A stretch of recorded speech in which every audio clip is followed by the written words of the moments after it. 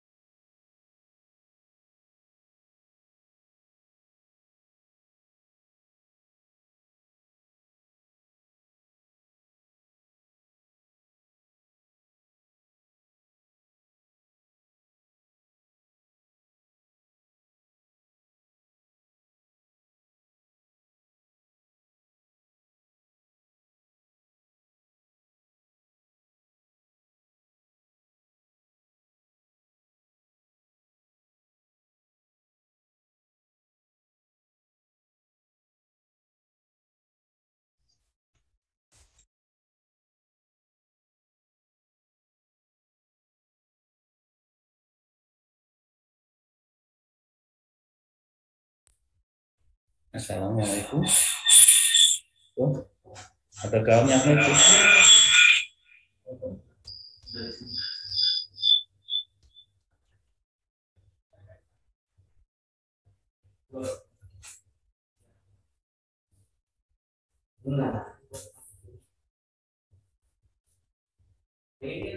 Oke.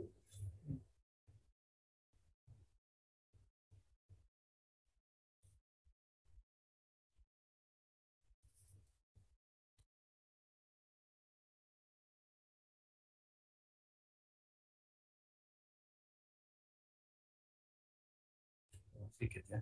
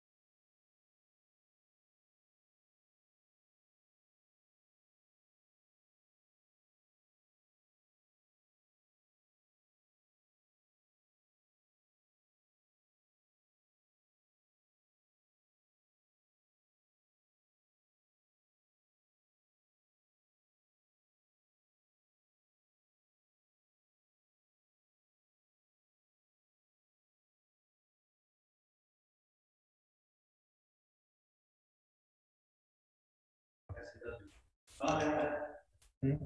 Hmm.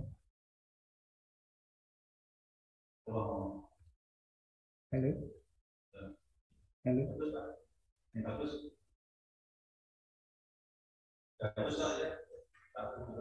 Ya. Oh, gitu. Makasih kalau ada di apa? Makasih Bang. Lebih malam.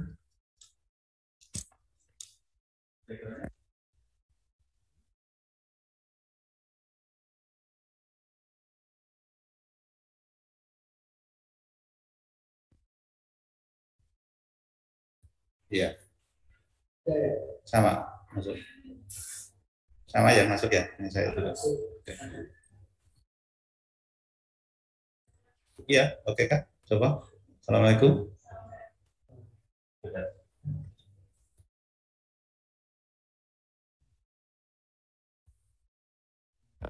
Waalaikumsalam.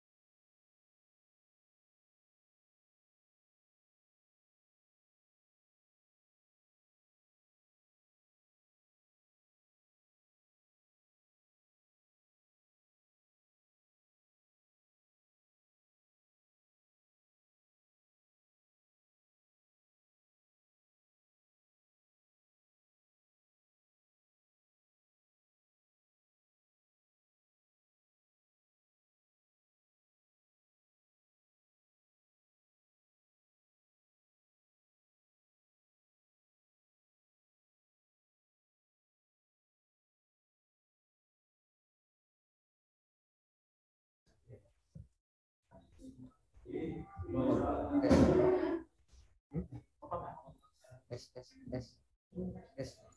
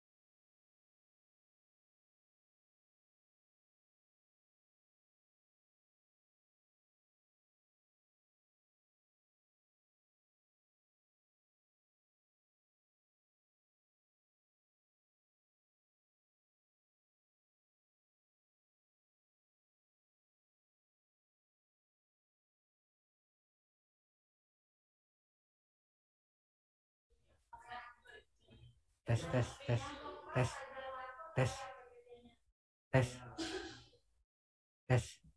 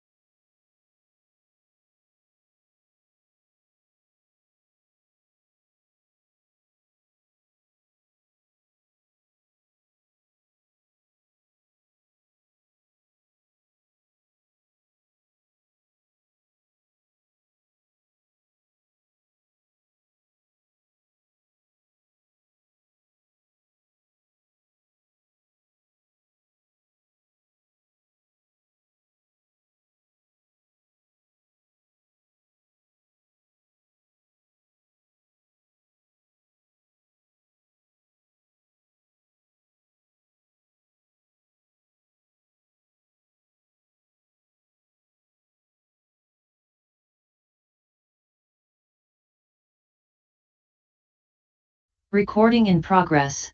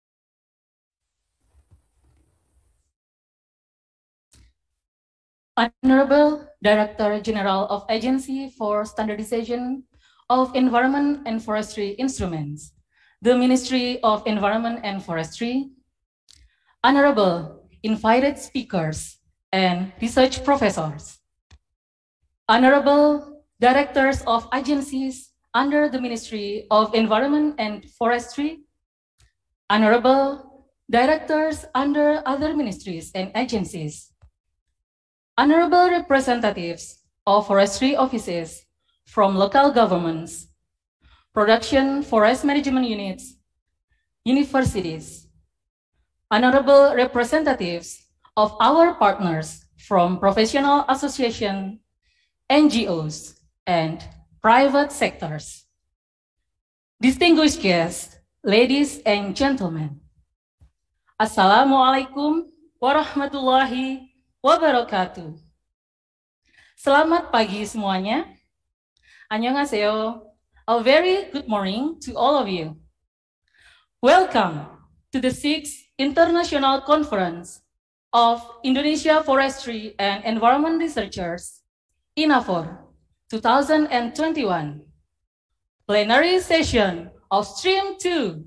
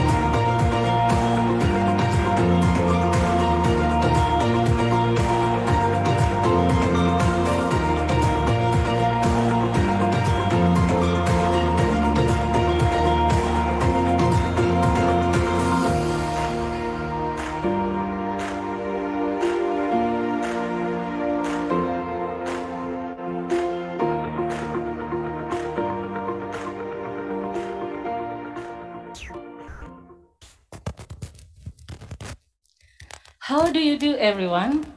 I know it's been quite hard for us, especially these last 2 years due to the long pandemic.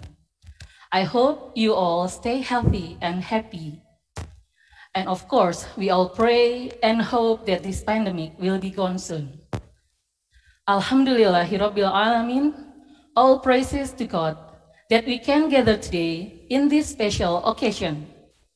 I'm feeling grateful to God, for by His grace, we are here today to hold the online international conference as part of the 6th INAFOR 2021. I am Fatima, and it is my delight to be your master of ceremony for today's event. Ladies and gentlemen, this international conference is an essential meeting as a media for sharing information, experiences, including success story, and encouraging collaboration among various stakeholders, not only in Indonesia, but also in a wider international scope to enhance the global commitment for forest sustainability or sustainable forest management. The stream 2 of the 6th INAFOR 2021 will focus on the theme Managing Forests and Natural Resources, Meeting Sustainable and Friendly Use, as well as how to utilize forest products to provide economic and environmental benefits for communities. When it comes to utilizing forests, the old mindset will always talk about forest extraction, and it is usually identified with forest destruction. Here, during the panel discussion, and followed by the parallel session of Stream 2, we invite you all to be involved in discussion on how forest products, both timber and non-timber, need to be utilized properly to provide high added values, sustainable benefits, as well as more environmentally sustainable forest resources.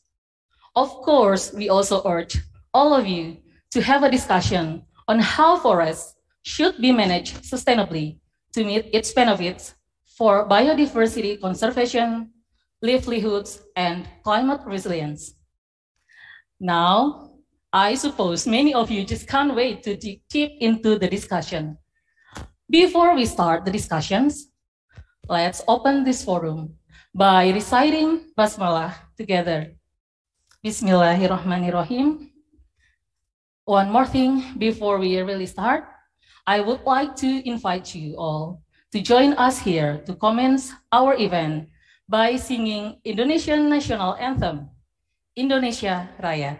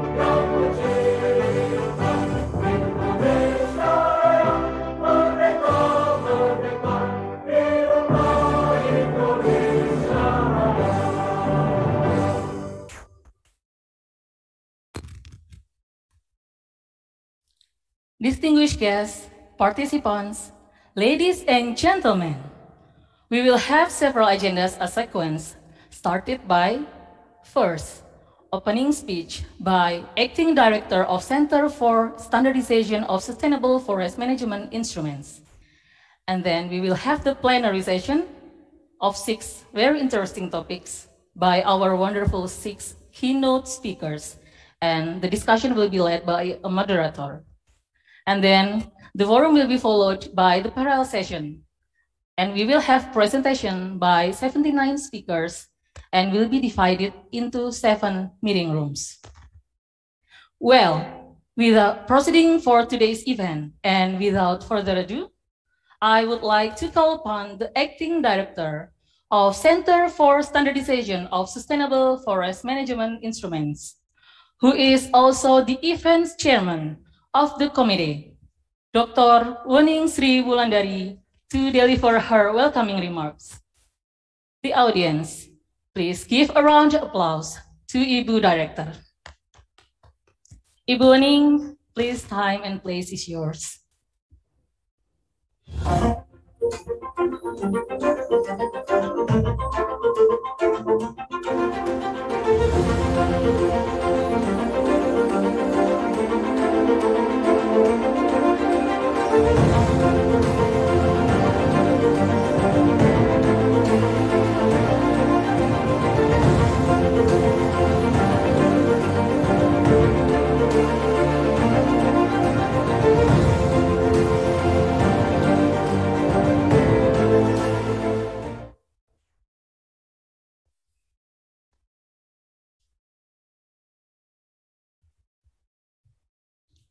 Bismillahirrahmanirrahim. Assalamualaikum warahmatullahi wabarakatuh. Good morning, His Excellency Director General of Standardization of Environment and Forestry Instruments, keynote speakers from Indonesia, Korea, and Australia, research professor, researcher, university academics, distinguished participants, ladies and gentlemen. Let us praise the God Almighty for all the blessings given for us to be present today at the 6th International Conference of Indonesia Forestry Researcher, INAFOR 2020, Stream 2, Managing Forest and Natural Resources, Meeting Sustainable and Friendly Use. As you may notice that this international conference hosted by Agency for Standardization of Environment and Forestry Instruments, and it is the first international conference hosted by the Centers for Standardization of Sustainable Forest Management Instruments.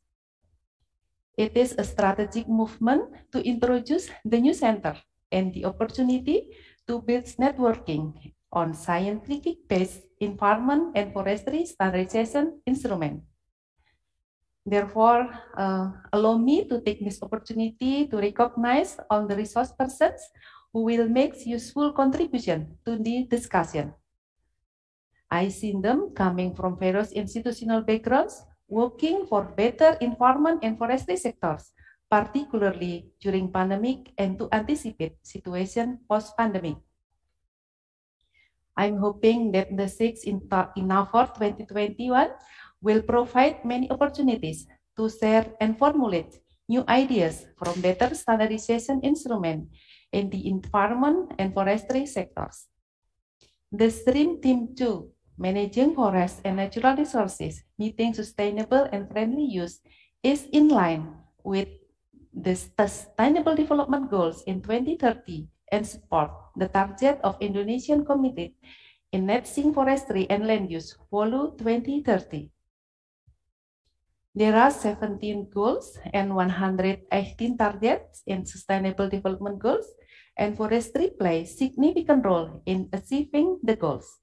In the volume, there are 6 main mitigation actions, includes reduction of forestation and degradation rate, or known as REDD+, building industrial forest plantation, sustainable forest management, forest rehabilitation, peatland and mangrove ecosystem management, and the enhancement of biodiversity conservation.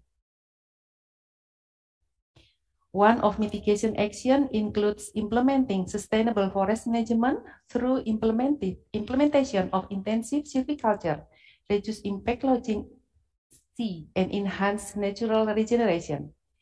These conditions show the importance of sustainable forest management to provide ecological, economical, and social benefits. Timber and non-timber forest products could be optimized to provide higher value added, sustainable value, and more sustained forest environmentally and provide the greatest benefit to the human life sustainably. I believe that reputable keynote speakers are expert in their fields.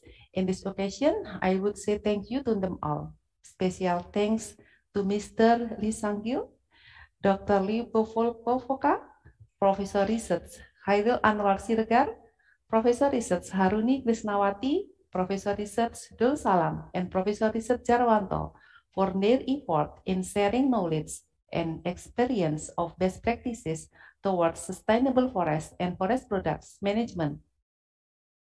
Various topics will then be discussed. There are 79 selected papers will be presented today. We hope that today's discussion will provide meaningful and valuable information to formulate policies, action, and references towards sustainable environment and forest management. Distinguished guests, ladies and gentlemen, today conference is attended by various institutions, universities, practitioners, and research institutions.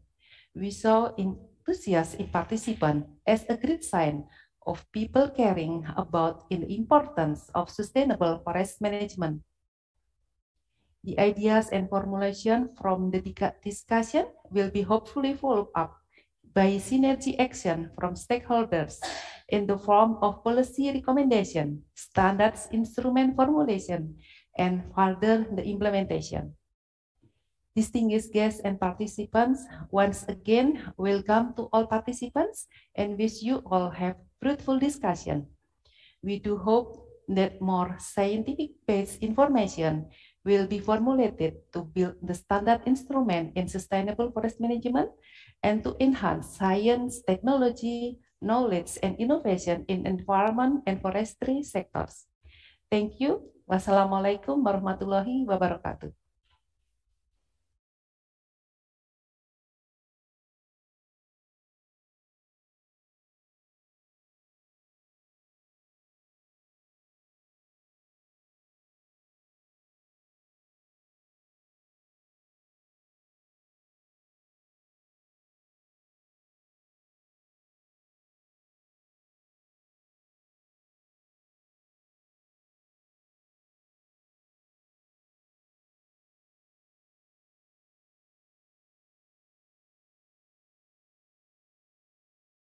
Thank you, Ibu Wening. Ladies and gentlemen, for a moment, we all will be taken for a walk to Silarium Bogoriense. Silarium Bogoriense is a wood library with wood authentic collections, and it is established since 1914. Now, Silarium Bogoriense has become #1 silarium in the world, with more than 200,000 wood specimens. Let's join the tour.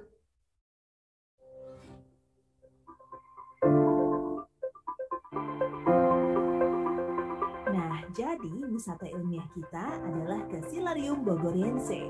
Apa tuh ya? Ayo ikuti terus perjalanannya. Inilah Silarium Bogoriense. Mudahnya kita sebut sebagai perpustakaan kayu, yaitu tempat koleksi berbagai jenis kayu dikumpulkan, dicatat, ditata, dirawat, dan disediakan bagi pihak yang memerlukan. Dengan dukungan berbagai pihak, pada 2018 lalu, prestasi membanggakan berhasil diraih. Silarium Bogoriense ini berhasil menjadi nomor 1 di dunia. Wah, keren ya! Jadi perjalanan Silarium Bogoriense nomor 1 dunia itu merupakan sebuah perjalanan yang heroik, yang pada awalnya memang kita sudah punya modal spesimen yang sangat berharga yang merupakan hasil dedikasi dari para peneliti kami sejak tahun 1915. Suatu perjuangan yang tidak mudah untuk bisa menjadi seperti sekarang ini. Awalnya, koleksi contoh kayu yang dimiliki dikumpulkan dari hutan di seluruh Indonesia dan dalam perkembangannya melakukan tukar-menukar contoh kayu dengan silaria di beberapa negara di dunia seperti Austria, Australia, India, dan Afrika.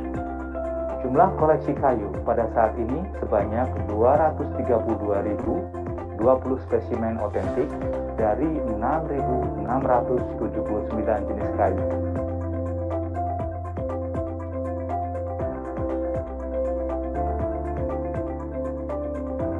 Nah, ini yang membuat berkunjung ke Silarium Bogoriense menjadi istimewa. Kita disuguhi dengan sarana pengetahuan ilmiah berupa koleksi kayu otentik dalam rak-rak kayu unik. Sampel kayunya berbentuk trapesium yang tertata rapi. Juga ada koleksi sampel kayu duplikat dan hutan tanaman. Kita juga dapat menikmati audiovisual iptek hasil hutan. Dan dengan adanya Reading Corner, kita bisa membaca berbagai buku menarik tentang kayu. Belum puas, tenang, kita bisa santai sejenak sambil menikmati galeri produk kayu. Nah, kami melakukan terobosan dengan membuat yang namanya sistem alat identifikasi kayu otomatis, atau kita sering dengar dengan nama IPOK-LHK. Itu adalah suatu upaya dari kami bagaimana proses identifikasi ini dapat dilakukan secara cepat, mudah, akurat gitu ya. Tapi dengan menggunakan IPO kita bisa mengidentifikasi dalam hitungan detik.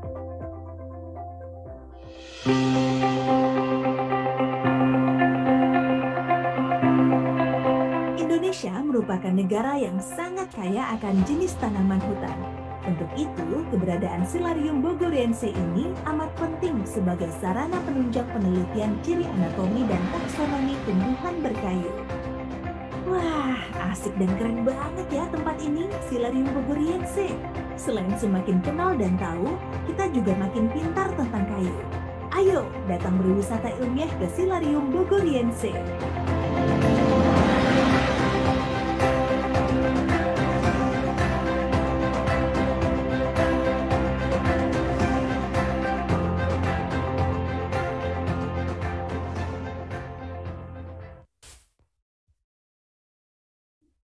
Then, finally, we are here.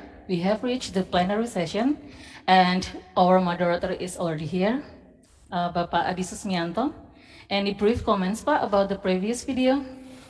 Yeah, I think that's very big achievement, from Pustarhood, I think. Yeah. And we have to be proud of it, because this is the first and maybe the best, in the world. Yeah. So we need to promote these facilities to international community for further research in timber production. Yes, of course. I couldn't agree more, Pak. Okay, thank you, Pak Adi. Ladies and gentlemen, our moderator today, Bapak Adi Susmianto, is a senior trainer at Environmental and Forestry Human Resources Center for Education and Training. And we are lucky to have him here as the moderator to guide us through the main discussion. Hello again, Pak Adi. Good morning. Good morning. How do you do? How are you? Fine, thank you. Fine. Alhamdulillah. Sehat, Pak? Alhamdulillah. Ya, sehat ya. Alhamdulillah. I hope all is going well for you and your family. Yes, Bismillah. Okay, Pak Adi. Without further ado, it's now time for you to take over the forum and lead the discussion. Pak Adi, the stage is now all yours. Okay, thank you. Thank you, Bu Mamai. Distinguished ladies and gentlemen, and also the participant of Stream 2 of the 6th INAFOR Conference, welcome, good morning, and Assalamualaikum warahmatullahi wabarakatuh. Based on the conference agenda, this morning we will have plenary session for discussion. Some selected issues correlate with the theme of the conference. Our theme is managing forests and natural resources, meeting sustainable and friendly use. So this conference is hosted by the Center for Standardization of Sustainable Forest Management Instrument, or we call it Pustarhood, under the Agency for Standardization of Environmental and Forestry Instrument. There are 6 papers will be presented today with the allocation of 20 minutes for each presentation. It means there will be 2 hours of presentation, and then followed by 1 hour discussion, or 45 minutes rather than 1 hour discussion. For discussion, participants may use Q&A or room chat for deliver your question.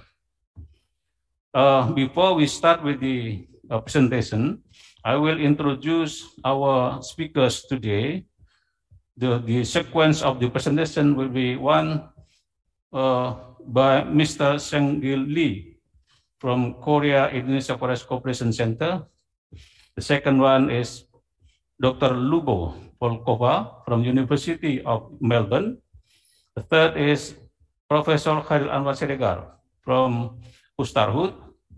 The fourth is Professor Dus Salam from Pustarhut also.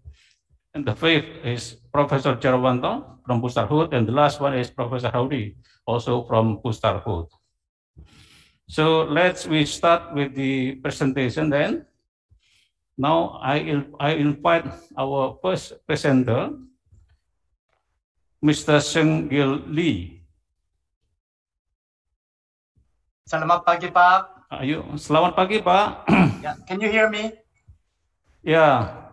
Before you give your presentation, I will read a brief CV from Mr. Seung-Gil Lee.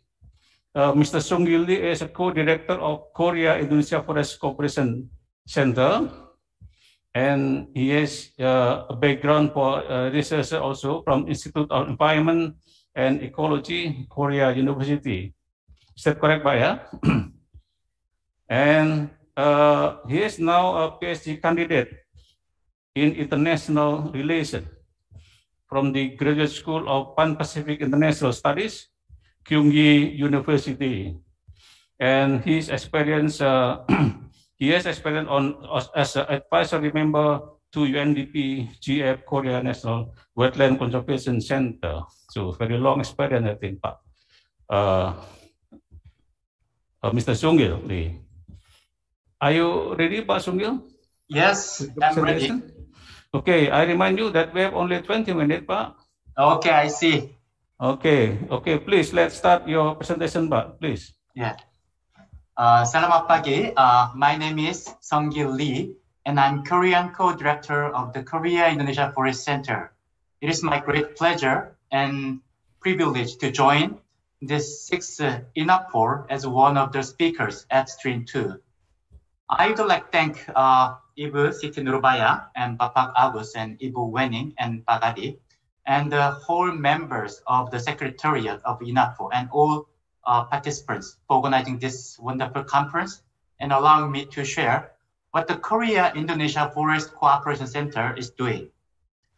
Before my presentation on peatland restoration project in Jambi, I would like to briefly introduce the Korea Indonesia Forestry Cooperation through KFC. So KFC is an abbreviation of Korea Indonesia Forestry Cooperation Center.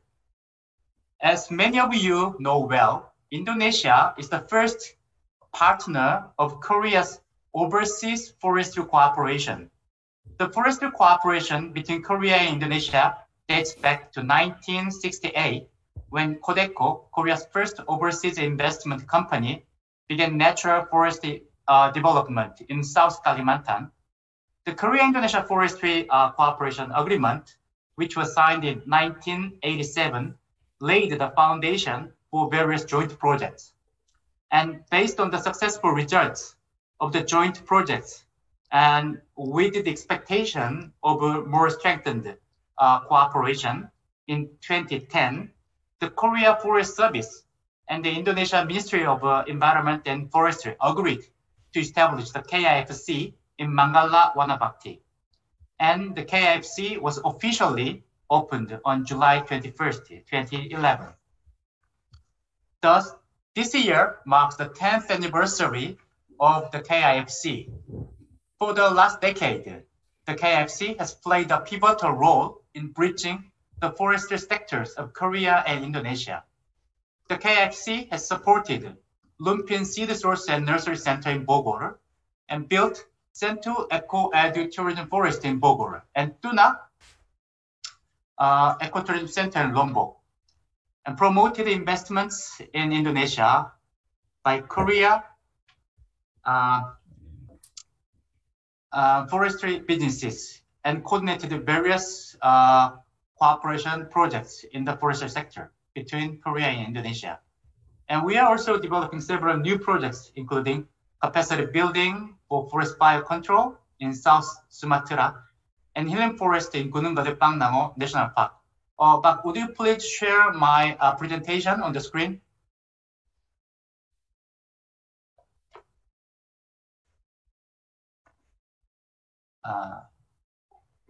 I'm the host, right? Yes. I'm the host. Okay. Sorry.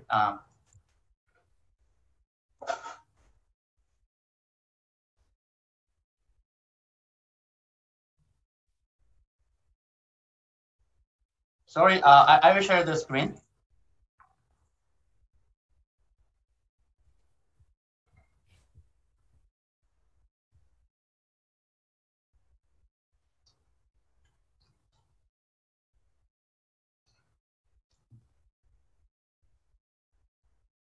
Undo.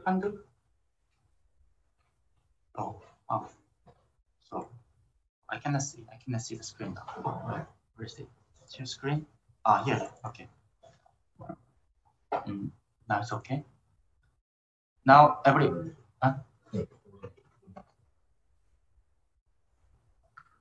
Okay, now everybody can see my screen?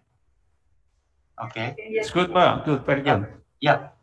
So this is a brief history of KIFC, and in order to celebrate KIFC's various activities, so we are ready. We prepared 2 events. The first, tomorrow, September 9th, we're going to have a webinar titled Let's Study in Korea, which aims to share information and experiences on how to get opportunities and scholarships for studying in Korea, including master's and doctoral degrees programs. And there will be presentations by awardees who have studied in Korea and who are studying in Korea now and who will be studying in Korea. I think some of you are interested in this event. Second, we will launch a photo book titled Korea-Indonesia 10 Years of Green Partnership and the Way Forward to commemorate the last decade of KIFC on September 16th at the celebration event of KIFC's 10th anniversary online. So I hope many of you can join us in this online event to look back on what has been done by the Korea-Indonesia Forestry Cooperation and to find what we should do more in the future together. Being proud of the result of the successful forestry cooperation between the 2 countries, I'd like to introduce our Peatland restoration project in Jambi province, which is being implemented in collaboration with the Directorate of Peatland Degradation Control of the Indonesian Ministry of Environment and Forestry. Okay, this project dates back to 2015, when many forest and land fires threatened not only Indonesia and many other neighboring countries. So during the first meeting between the government of Korea and Indonesia, and then they agreed to sign an MOU to implement some specific action to restore development Peatland. And then last year, we agreed to sign a letter of arrangement, which manipulated a detailed action plan with a deadline to restore, to do some our active involvement in restoration of Peatland. So now we are currently implementing field activities. So we could sign an LOA after pretty long discussion, but now, so it's like a fully on track. And the project will last for for 3 years, and then it is scheduled to finish by the end of next year. So we have 1 year and 4 months left. And the goal of this project is to restore the burnt peatland and then improve the local livelihood. So, and the budget is approximately $3 million, and which was funded by Korea Forest Service. So we aim to contribute in restoration of burnt peatland ecosystems and 하얀게 론드랑 and increase community welfare in 10 villages around the spot. And I think we hope this project will contribute to 4 sustainable development goals. First, SDG 8, this new work and economic growth, because it will help local people livelihood so that they can have more opportunities to have like a sustainable livelihood, and maybe they can have like even it's a short-term job. And it also, of course, it also contributed to SDG 13 climate action, and the restoring burnt peatland itself is like a contribution, meaning contribution to life on land. And through this project, I'm pretty sure that we're gonna have a stronger partnership between Korea and Indonesia to achieve SDGs. And this map shows our project area. The back peel is like we call it Londrang. Peel 8 HLG Londrang is almost 12,500 hectare. The whole land was burnt in 2015 and 2019 again. So we try to with the limited resources, we cannot restore all the area. Our aim is 200 hectares of the west edge of the land, which is has is easier access than other areas. And we also support the 10 villages around our target area. So now we are doing a baseline study in collaboration with the Jambi University and Florida Palembang office. The purpose of this baseline study is to get initial information about the current condition of the peatland and the village around it. The data and information derived from this survey acts as the basis to determine the detailed plan for implementation. And then this baseline study includes interviews and survey questionnaires and sampling and data analysis and reporting. Through data analysis and reporting, we hope we can make a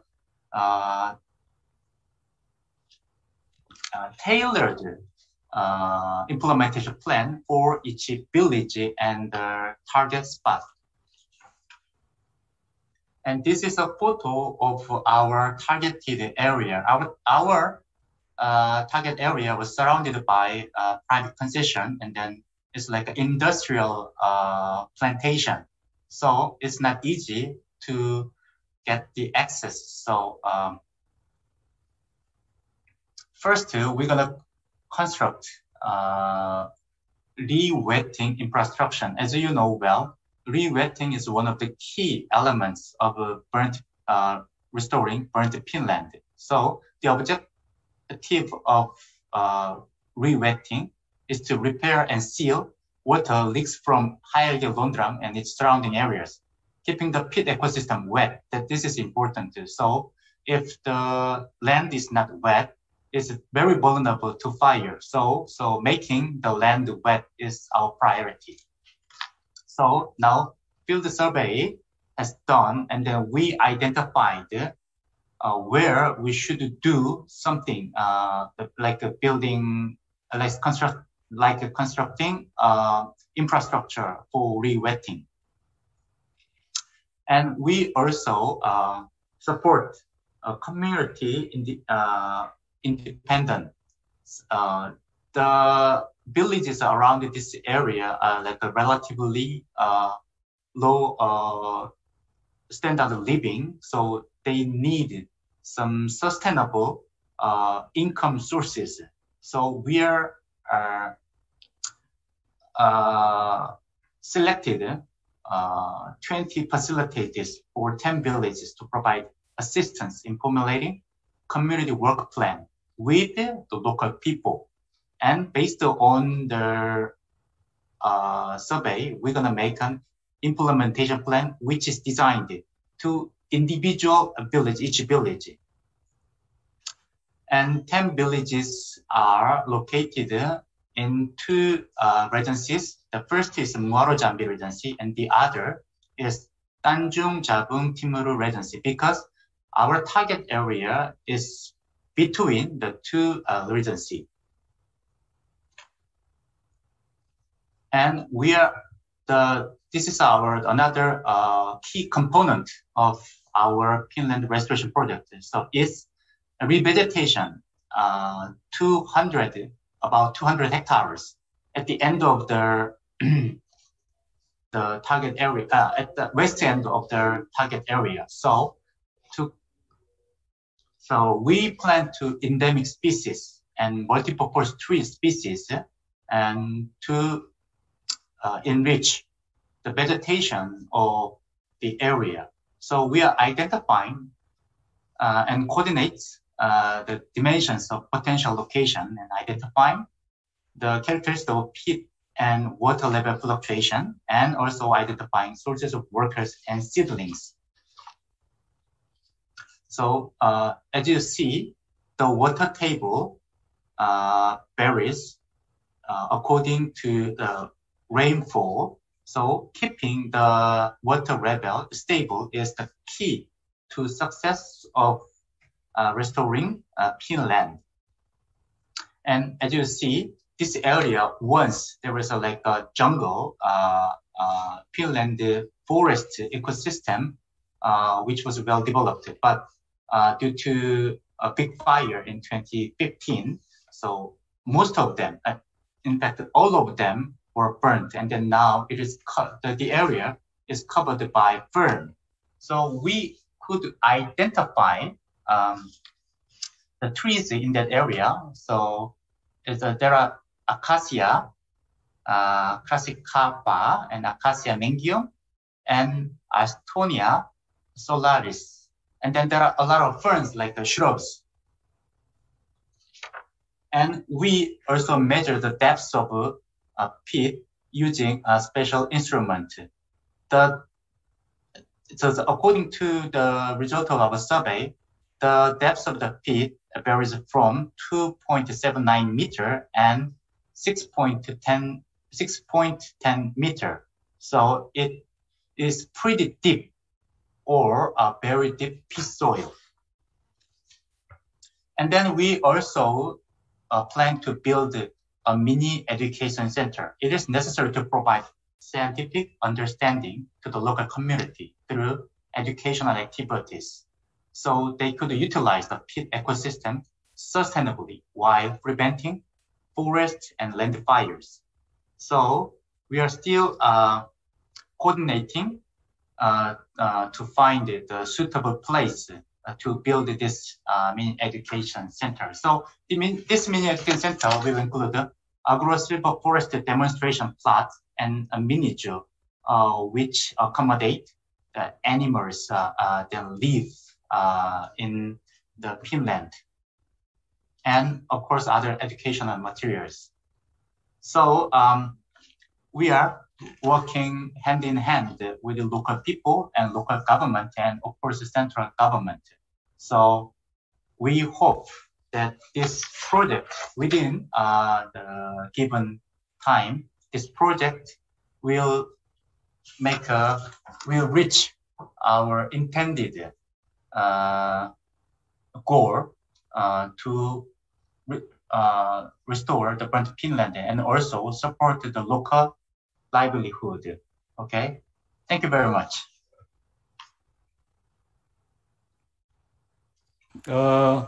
Ladies and gentlemen, I forgotten not telling the audience the title of Mr. Lee's presentation. The title of Mr. Lee's presentation is Harnessing the Green Partnership of Korea, Indonesia in Restoring Peatland Ecosystem in the Hutan Lan Gambut, Londrang, Jambi Province. Is that correct, Mr. Lee? Yeah, thank you, Mr. Lee. Very good presentation, I think. And we hope KIFG becomes stronger and more productive to help two countries overcoming the problem of environment and forestry for both countries, Mr. Lee. So I will let with the next presentation. So please stay with us, Mr. Lee, because we will have a discussion after all presentation. Yeah. Can I have just one comment? Okay, please. Yes. So as all of you know, so next year the Korea will host the 15th World Forest Congress, which will be held in May in Seoul. So the Republic of Korea promises to be a good research partner for Indonesian researchers. So we are open to any ideas for future collaboration with you and your constructive inputs or recommendations for our center in general. And most importantly, toward this project are highly appreciated and very welcome. I hope to meet you all online or offline in the 15th World Forest Congress in Korea next year. Thank you. Thank you for the announcement, Mr. Lee. If you invite us, we're happy to visit Korea then. Thank you, Mr. Lee. Thank you very much again. Thanks, sama-sama. Ladies and gentlemen, the participants, we will continue with our next discussion, next presentation. I think we will have the Dr. Luba Volkova from University of Melbourne to deliver her presentation regarding the recovery of tropical peats from forests from disturbance. I think this is some pilot project in Indonesia also. If I'm not mistaken, the project will be in the central Kalimantan. Yeah. Dr. Luba. Yes. Are you with us? Ready? Yes. Can you hear me? I am ready. Okay. Thank you, Dr. Luba.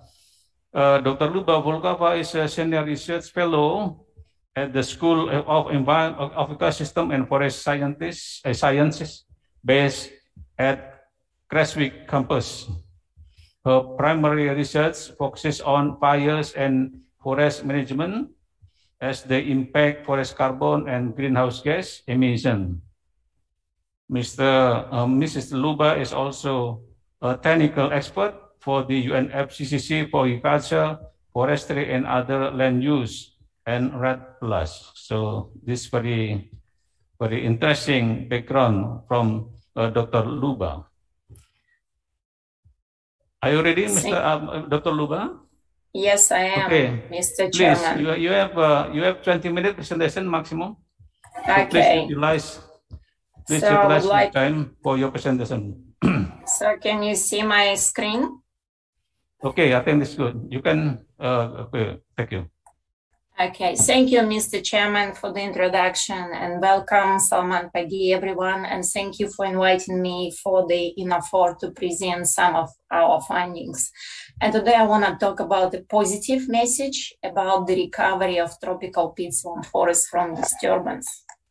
And I'm presenting today on behalf of very big team, myself, Professor Haruni Krishnavati, who will present later today, Vayu, who will also present, Rinaldi, Kurom from Banjibaro, and my colleague from some of my colleagues from the University of Melbourne. And I also would like to acknowledge a great team of help and support we had for this project. So peatland forests are unique ecosystem that are most extensive in Southeastern Asia. And as you can see, they distributed in Sumatra and Kalimantan region of Indonesia. They were formed by waterlogged soils, which prevented dead leaves and wood from fully decomposing. And over time, it created a thick layer of acid peat. However, currently peatland forests are under enormous threat from logging, fire, and land conversion. Even though peatlands are waterlogged environment, they will observe fires in those forests in 15th and 16th century, reported by Portuguese and Dutch explorers. And as you can see, fires were also reported in early 18th and 19th century in Sumatra, but these fires were mainly driven by drought period. However, from middle of 19th century, there started a great deforestation, and we see a lot of fires happening in Borneo and all in the Malaysian region. And by 2006, more than 2 million hectares of peatlands were affected across Southeastern Asia. And resettlement of 6 million of people to the islands and peatlands also didn't help. So slash and burning of forests and drainage, development of mega rice project, development of oil palm and timber plantation was major source of those fires, and sometimes fire escape into the peatland forest.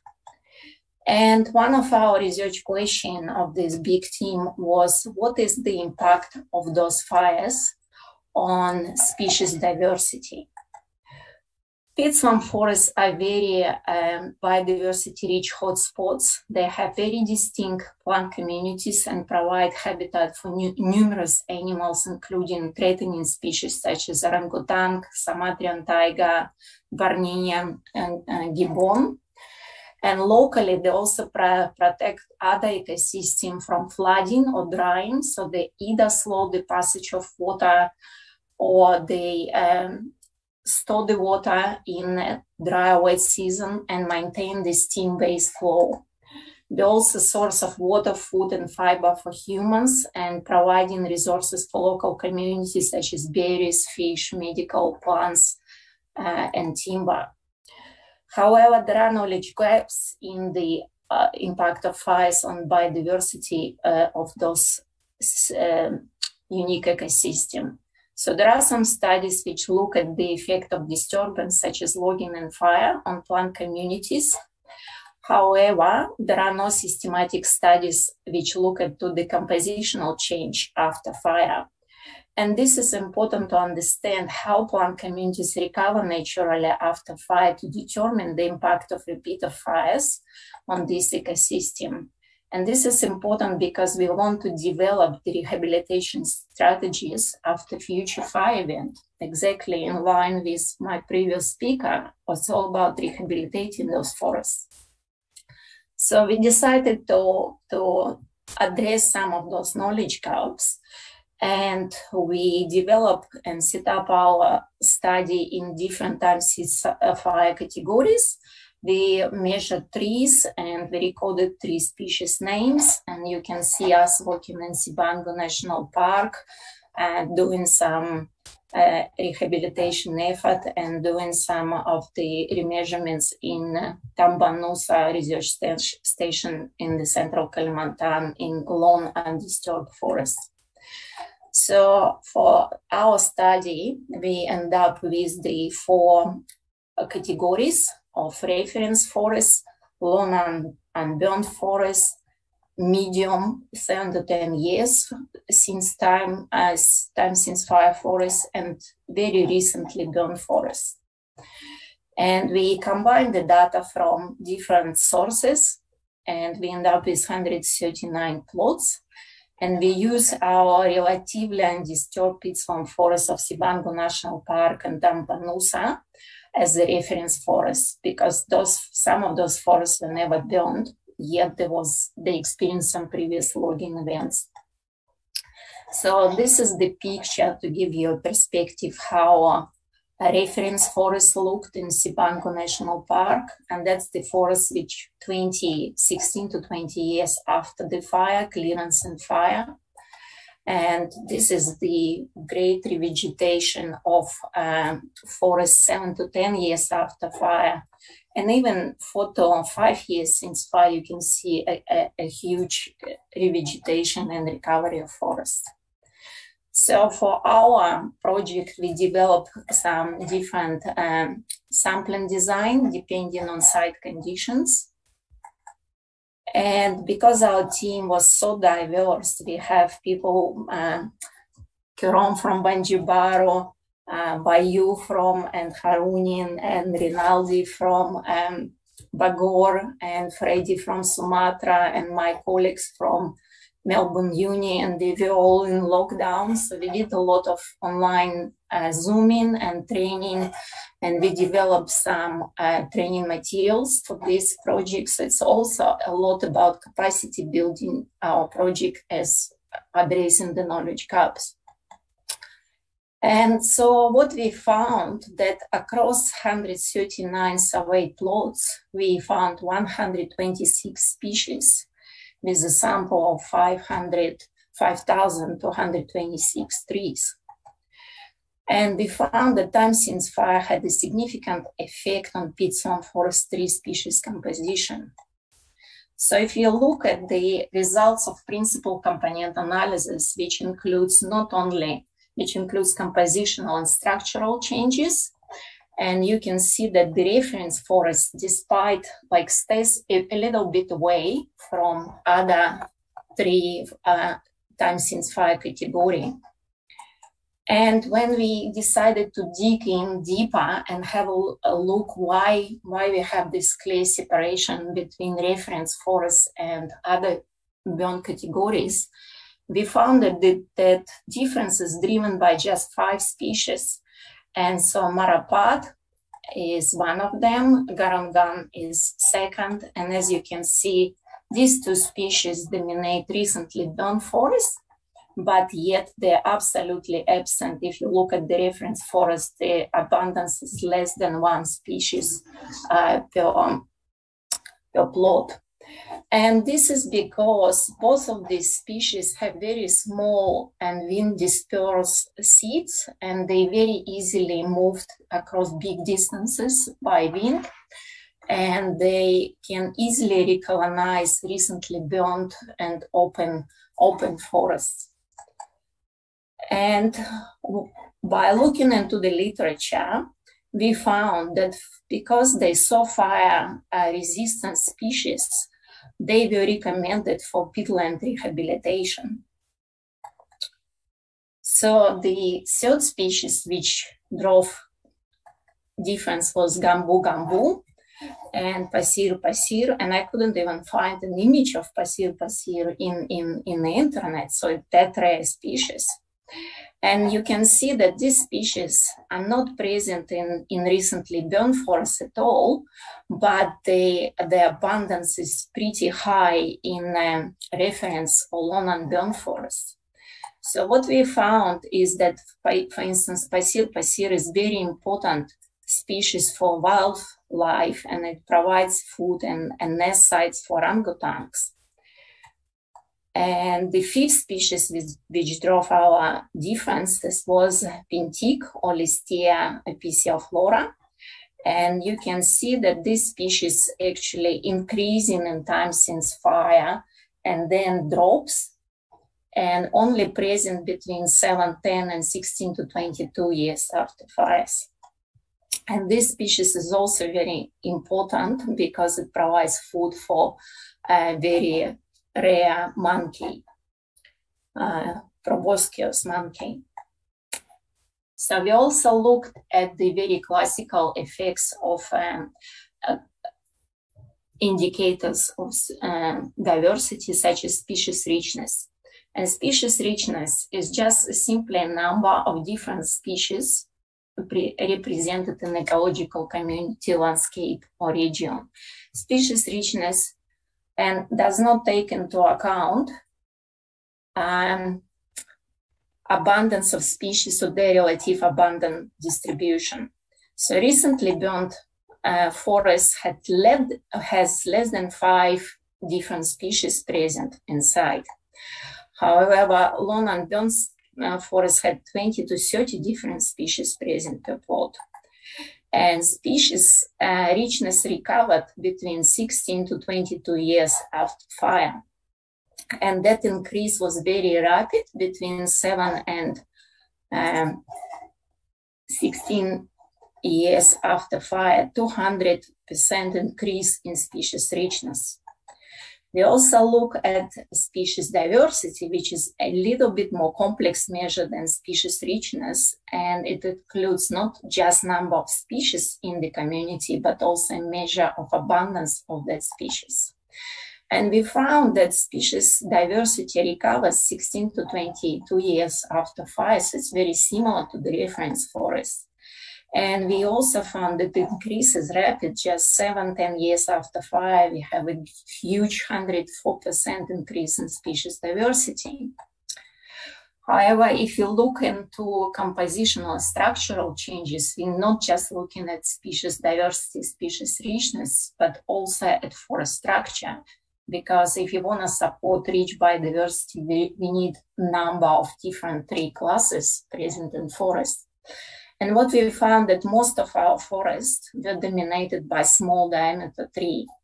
But there was very inspiring to see that the recovery and regeneration was all natural regenerating forests. So we avoided any replanting forests. And you can see that almost 2,000 seedlings present in recently burned forests and more than 100 trees of diameter class 0 to 10. And if you look at the medium trees, which are less than 30 centimeters in diameter, something like that they are 16 to 20 years after fire, that category was very similar to the reference forest. However, if you look at the big trees, it was not the case, because we, in recently 4 to 5 or 7 to 10, we only were able to find 2 to 3 species per hectare present in those categories. And even 16 to 22 years after fire, the density of large trees was still just 37% of the density of the reference forest. And even in our reference forest, we found less than 10 trees with diameter more than 50 centimeters, which is due to legacy of past logging, and 20 to 30 years after logging and recovery was still not enough for trees to reach a very big size. So, and in conclusion, I would like to say that peatswamp forests do recover after disturbance. However, there are very few studies which document the recovery process. And we seen that single and repeated fires cause compositional and structural changes which last more than 20 years. And we also should understand that we need to protect those remaining peatswamp forests from fires, and it becomes increasingly important. And we also advocating in our study that revegetation efforts should be focused on those key species which are not present in recently burned forests, rather than to focus revegetation efforts on most fire-adapted species. And I think this is the end of my presentation. Thank you.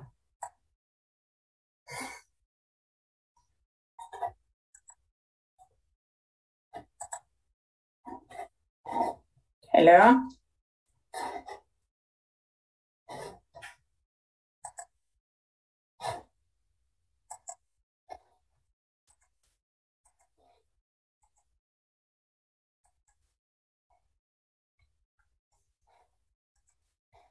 Hello, is anyone can hear me or see me? Okay, please wait, Dr. Luba. Hello? Hello? Can you hear me, Mr. Luba? Yes, I can. Okay, thank you.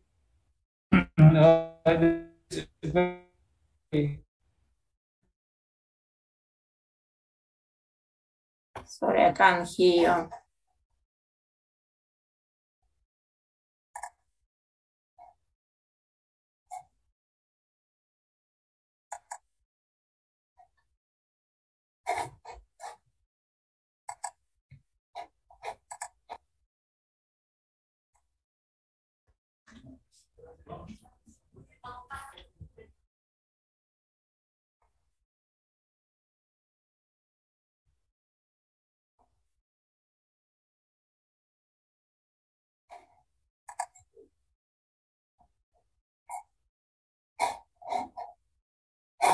Hello?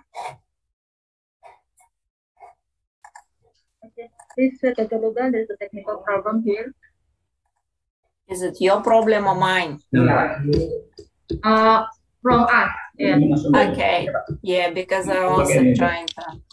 Recording in progress.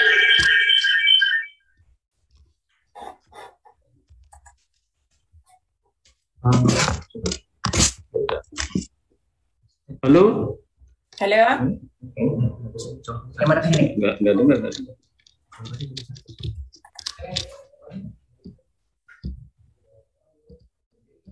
Ini enggak dengar. Yang ini cukup.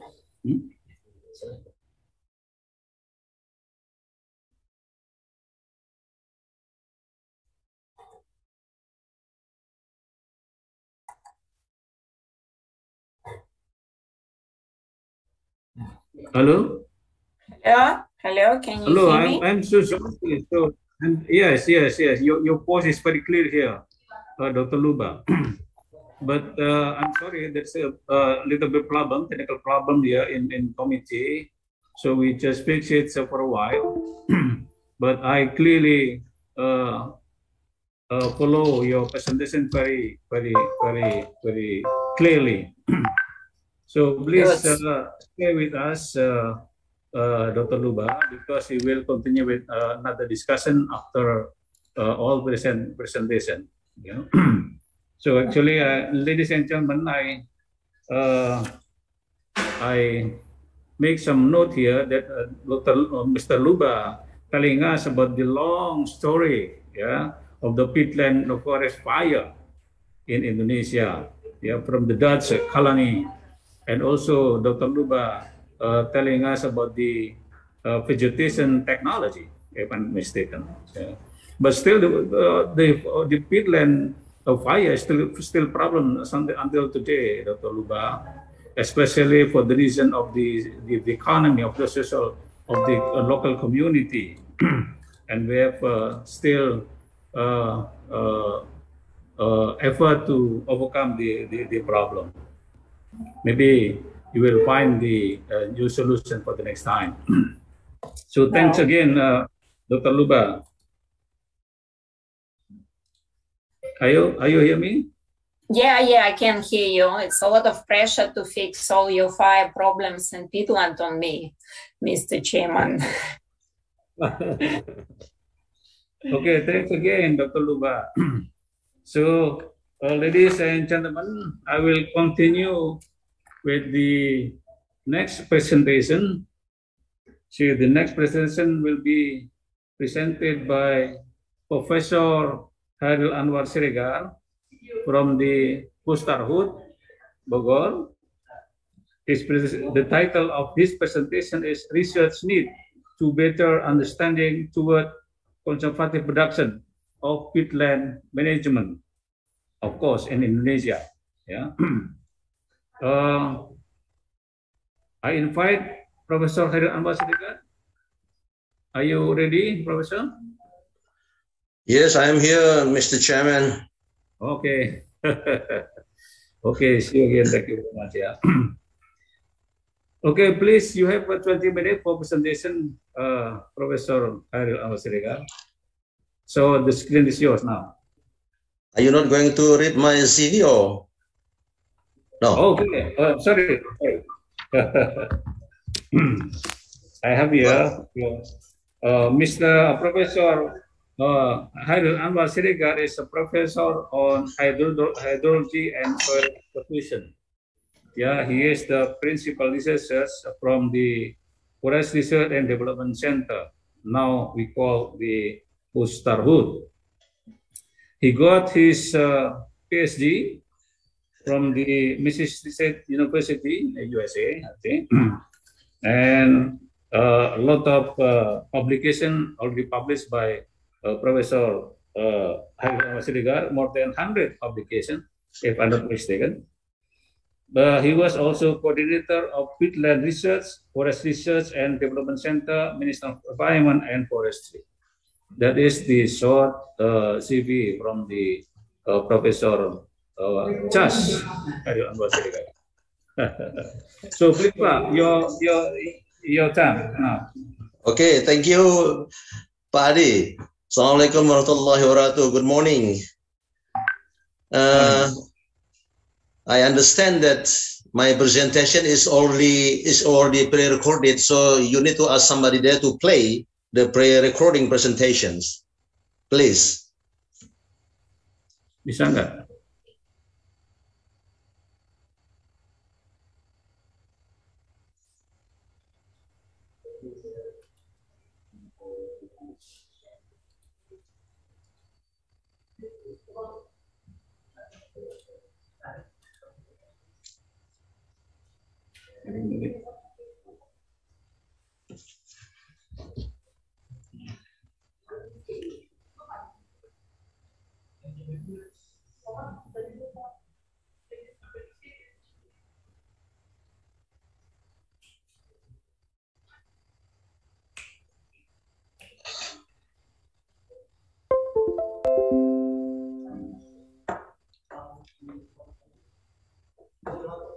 Ini presentasinya disiapkan di sini. Sudah dari recorded.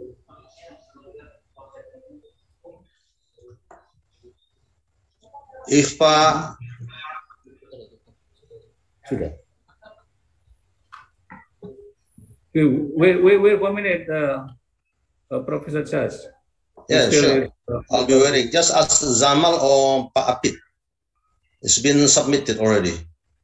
Yeah, already. We know that. Have a little problem here.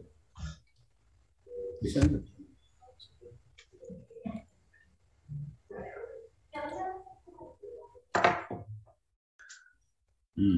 Ini.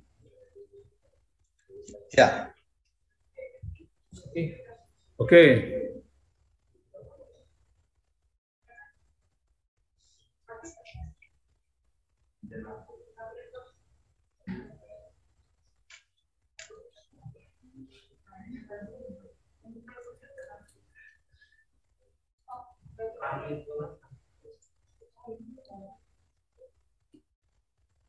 Also understand that some are our respected colleagues from abroad.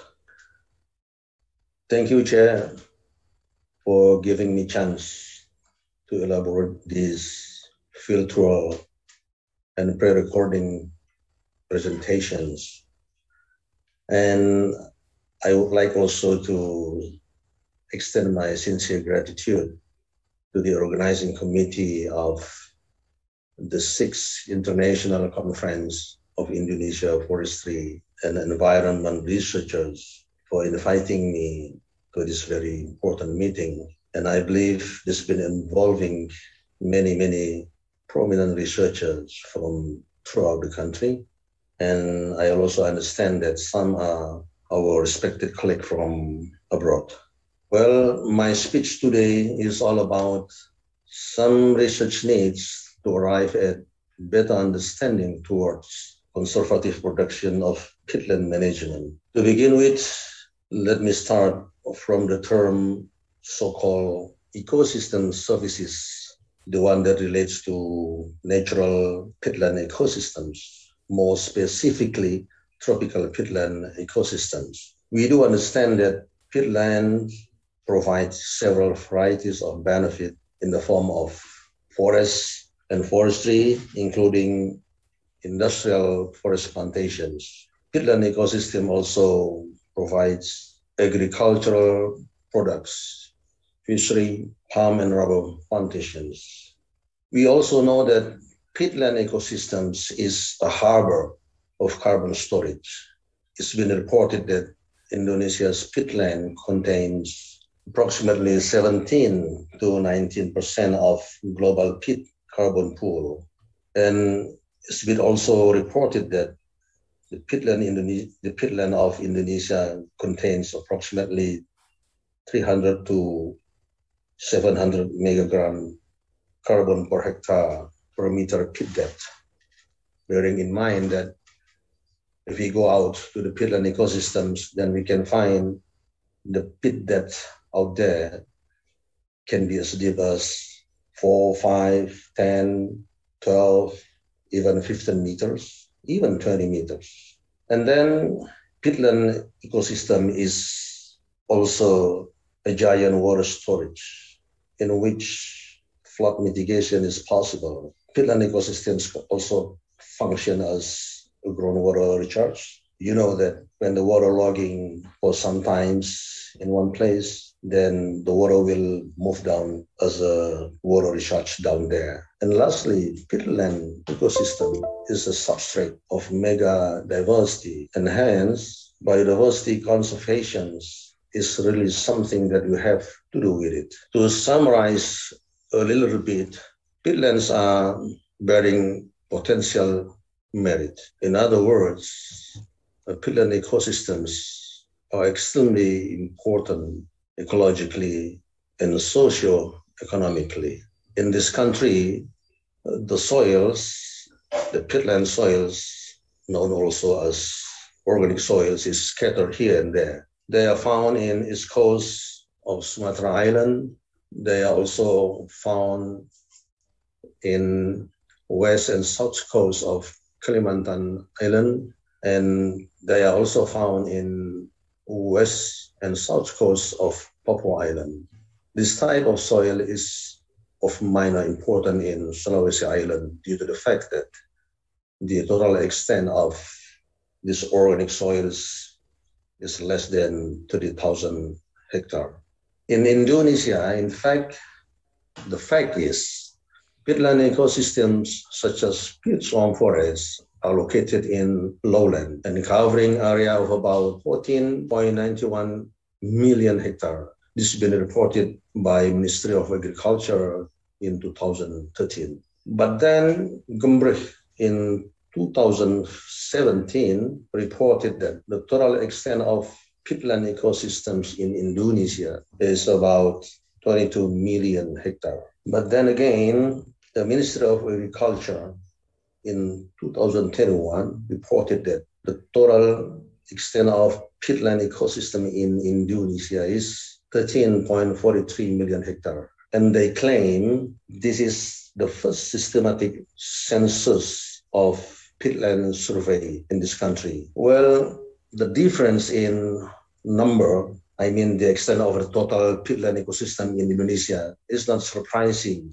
because each survey team apparently employ somewhat difference in terms of methodology and definitions. Now let us see a bit more detail on this organic soil in terms of carbon content. By definitions, this soil contains at least 50% carbon by dry weight. So you can imagine if you go out there and you deal with mineral soil, the mineral soil contains only 1%, 2, 3, 4, 7% at the most. Then we are dealing with peatlands, organic soils with carbon content at least 50%. So this is huge. That is why peatland ecosystem is huge carbon storage, meaning that if we can manage this peatland ecosystem sustainably, that is one way to mitigate climate change. Otherwise, there will be high emissions. And then since the organic stuff can hold lots of water molecule, then the peatland ecosystems function as a giant water storage. And then again, if we can manage the peatland ecosystem sustainably, meaning that one good way to mitigate the flood occurrence.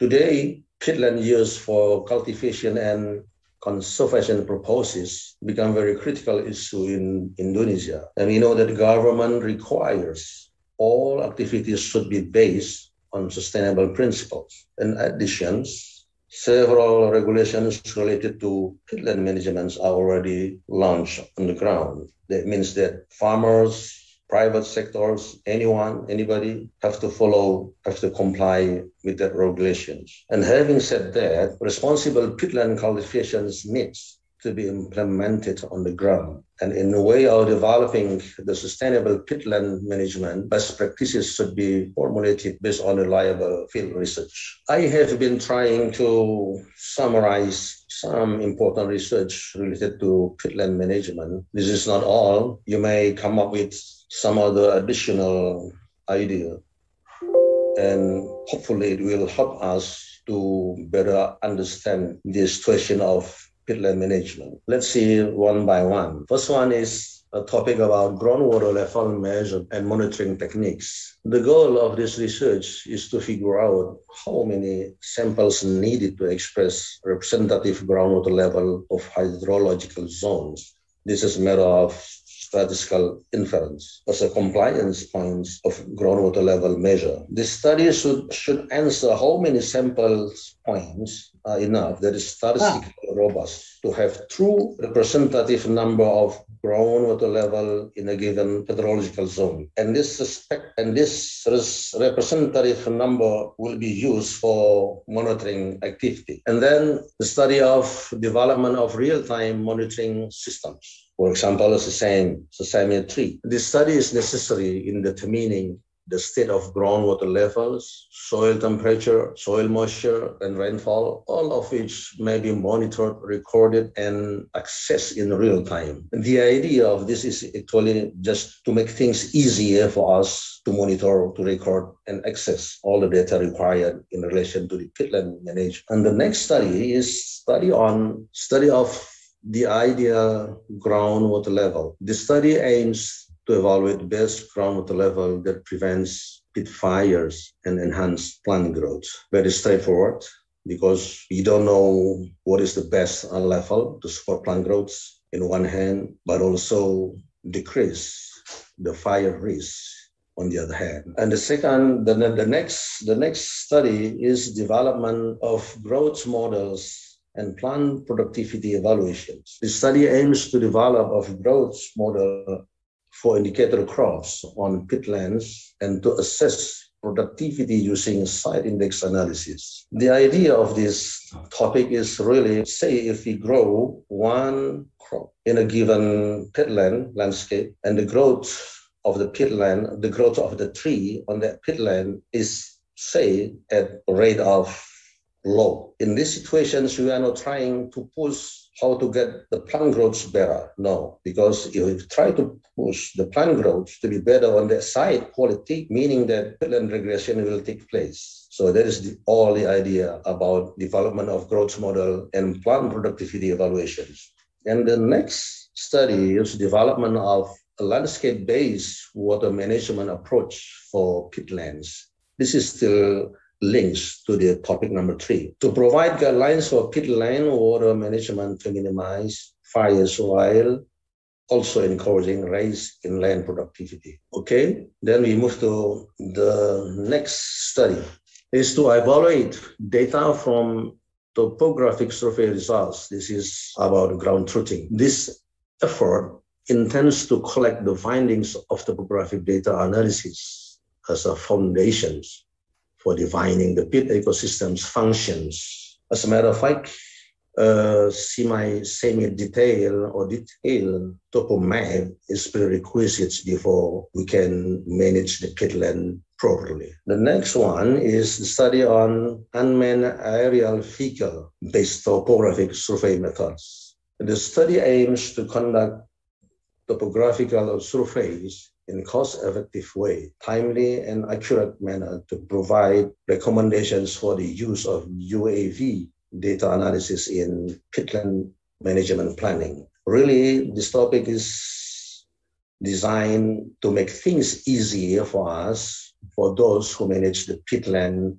management. The next topic is to develop UAV method for landscape subsidence and CO2 emissions measurement. This research designed to provide recommendation for assessing peat subsidence and emissions in landscapes, spatially employing UAV data analysis. Again and again, the use of UAV method is to make things easier for the manager to work with peatland ecosystems. The next study is study of carbon balance on industrial plantation in peatland.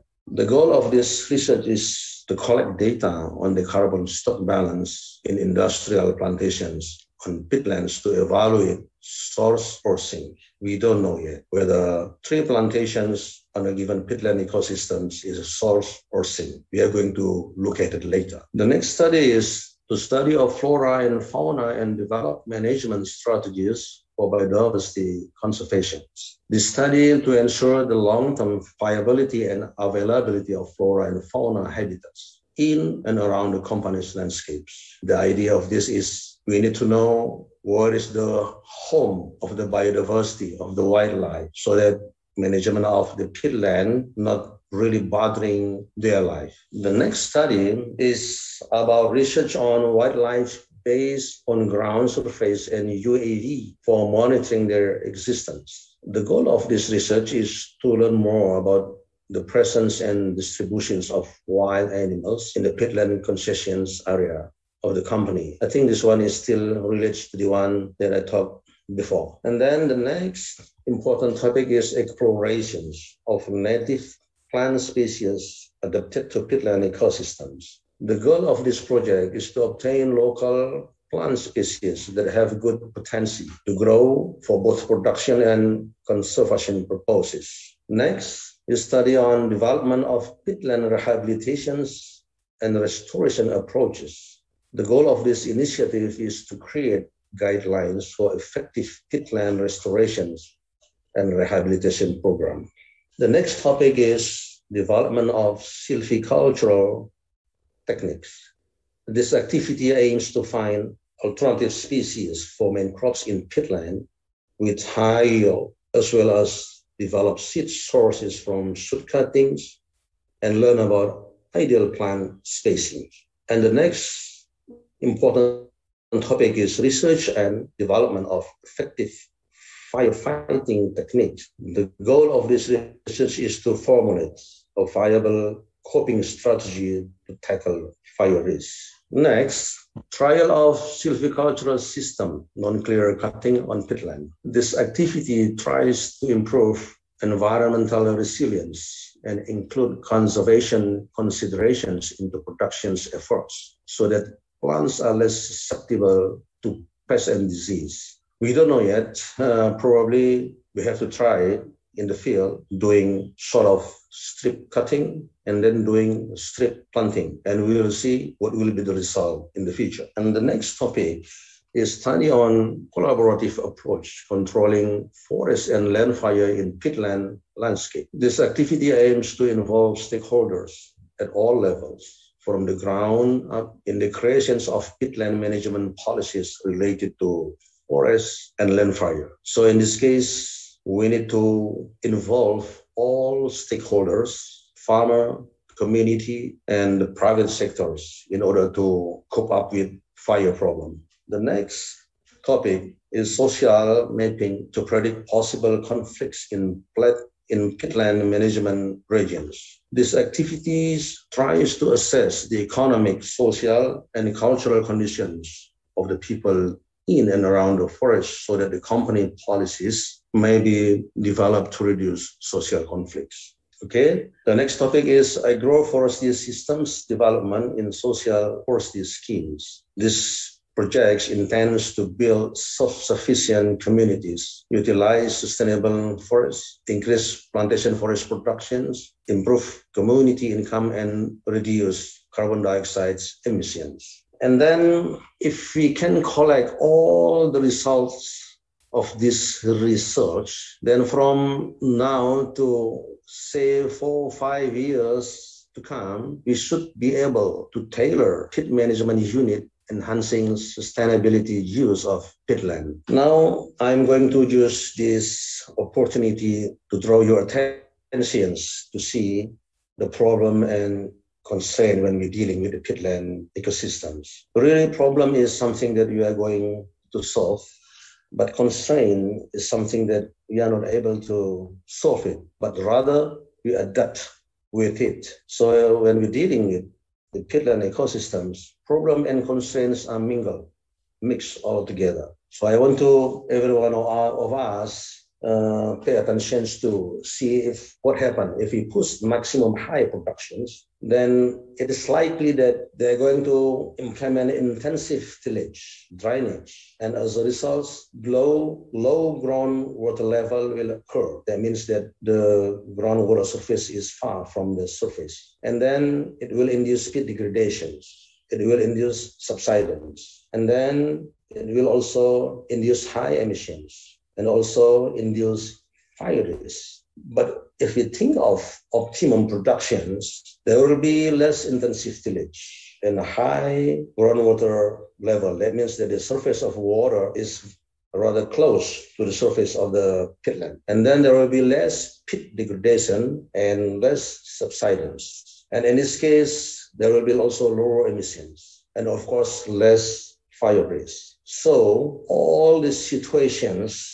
has to make us available to think and to formulate what is the look of wise use of peatland management, which is conservative productions. If we look at this picture, it looks very nice picture, but whether it is conservative tillage or not, we are not sure yet. In fact, we need to learn more. We need to learn more since we know only a little when we're dealing with peatland ecosystems. I think that's conclude my presentations. Thank you very much. Thank you, Professor Hairil. Very interesting presentation. I think it's very challenging. If I may summarize from the presentation of Professor Hairil, first is that developing sustainable peatland management for responsible cultivation should be formulated in line with reliable field research. Yes. That's the first summary. The second one is the conservative production as a wise use of peatland should be considered sustainable peatland management with respect to the technology by which less incentive tillage, less peat degradation, less subsidized, lower emission and less fire risk are implemented. So that's the key finding from the Professor Hairil Anwar research. So thank you again, Professor Hairil Anwar Siregar. Please stay with us. We will continue with the discussion. I am. Okay. Good. Thank you, Pak Hairil Anwar. So we will proceed with the next presentation. The presentation will be by Professor Research Jarwanto. Hello. Professor Jarwanto is a principal researcher in Forest Product Research and Development Center, or now we call Posterhood. He got his PhD in Ehime University, Japan. His dissertation about applied bioscience and microbiology. He has experience on developing national standard of preservative of bamboo. I think this is a very good standard, and also another standard, national standard for some wood timber production. Professor Jarwanto, are you ready, Pa? Yes, I am here. Okay. Okay, but you have maximum 20 minutes for presentation. Okay. So please no more than 20 minutes because we lack of time after that. Okay, please, Pak, please. The screen is yours now. Thank you. Assalamualaikum warahmatullahi wabarakatuh. Good morning, all participants. Thank you for the opportunity. My name is Jarwanto. On this occasion, I intend to present the research activities that we have carried out so far in the field of wood preservation technology and nano-preservative development. Next slide, please. This is the background of our research. For approximately 4,000 wood species grown in Indonesia, which we have examined for their basic properties, only 15% are classified as durable class 1 and 2, while the rest are classified as class 3 to 5, meaning moderate to non-durable in service life. We know that class 1 and 2 wood has been decreased a lot in natural forests and become expensive. Currently, we use a lot of wood from plantation forests where the wood is young, consisting of softwood, so it has lower physical and mechanical properties, lower and natural resistance to biodeterioration attacks such as termite, fungi, compared to the mature wood. Therefore, this wood must be preserved before being used for wider purposes such as construction, furniture, and so on. Next slide, please. Now I would like to explain about wood-destroying organisms, namely fungi, insect, and marine borers. The first is fungi. Fungi that commonly attacks wood include dye fungi, or blue stain and mold, white fungi, and brown rot fungi, and the last is soft rot fungi. Dye fungi doesn't decrease wood strength, but leave gray to blue stain, make dirty. Rotting fungi attack faster than soft rot fungi, and wood can damage the wood structure. Next slide, please.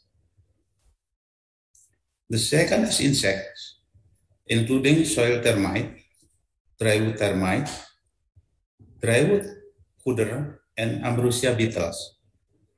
Soil termite, the subterranean termites are the most vicious insect number 1 that commonly attacks the house and even climb up to the tallest buildings. Drywood termites occupy the second position. Drywood cooder commonly attacks furniture, and ambrosia beetles commonly attack newly logged wood. Next slide, please. The third pest is the marine borer, which is commonly found attacks the logs of ship and piers, include crustacean and mollusca. Next slide, please. Furthermore, wood damage due to wood destroying organism can occur when the wood is in the shelter for long period. Next slide, please. Then wood damage due to wood destroying organisms can also occur when the wood is in the wood processing place. If it is stored for a long time, it can be attacked by termites and fungi. Next slide, please. Furthermore, damage to wood destroying organisms can also occur in wood products. For example, soft rot fungi attacks on wooden floors, and termite attacks on frames on doors, and marine borers attack on pierce poles. Next slide, please. Therefore, it was mentioned that it is necessary to preserve the wood before being used. Preservation of wood itself is inserting preservatives into wood to make it resistant to wood destroying organisms. The goal is to improve the durability of the wood and prolong the service life of wood. Next slide, please. After the wood is preserved, We measure its retention and penetration to find out the amount of and depth of preservatives that enter the wood. This can illustrate that the wood is preserved or not. If the penetration and retention is high, then the wood is easily preserved. In our laboratory, we have classified hundreds of types of wood based on their durability, and then have been published in journals and wood atlases. Wood preservation can be started when the tree is newly logged and delayed processing. Commonly, we use temporary prevention or prophylactic treatment. Next slide, please. Yes. This is how to prepare preservative or pesticide solution using active ingredient that commonly used diclofenac and xyzine for prophylactic treatment. Next slide, please. This prophylactic action is for the prevention of blue mold and ambrosia beetles that attack wood very quickly immediately after the wood is logged. Follow-up, we spray with whitewash the cutting part with pesticide solution. For sawn wood, we dip in pesticide. Next slide, please. In this section, I would like to explain preparation of wood preservative techniques. For laboratory testing of wood preservative preparation is referred to Indonesia National Standard number 017205 2006. Yes. Number 1 is brushing. This method is very simple and requires minimum equipment, but there are several disadvantages, namely low retention, not durable, and need repetition. Preservative that commonly use a combination of boron and fluor, dicametrin, cihalotrin, permetrin, and so on. Next slide, please. The second is dipping process. Preservative are prepared in the large tub container, but that will be preserved in large quantities can be immediately dipped with the help of forklift. The third is spraying technique. The wood to be preserved goes into the machine that has a sprayer in it, namely spray channel. Next, please. The fourth is cold soaking.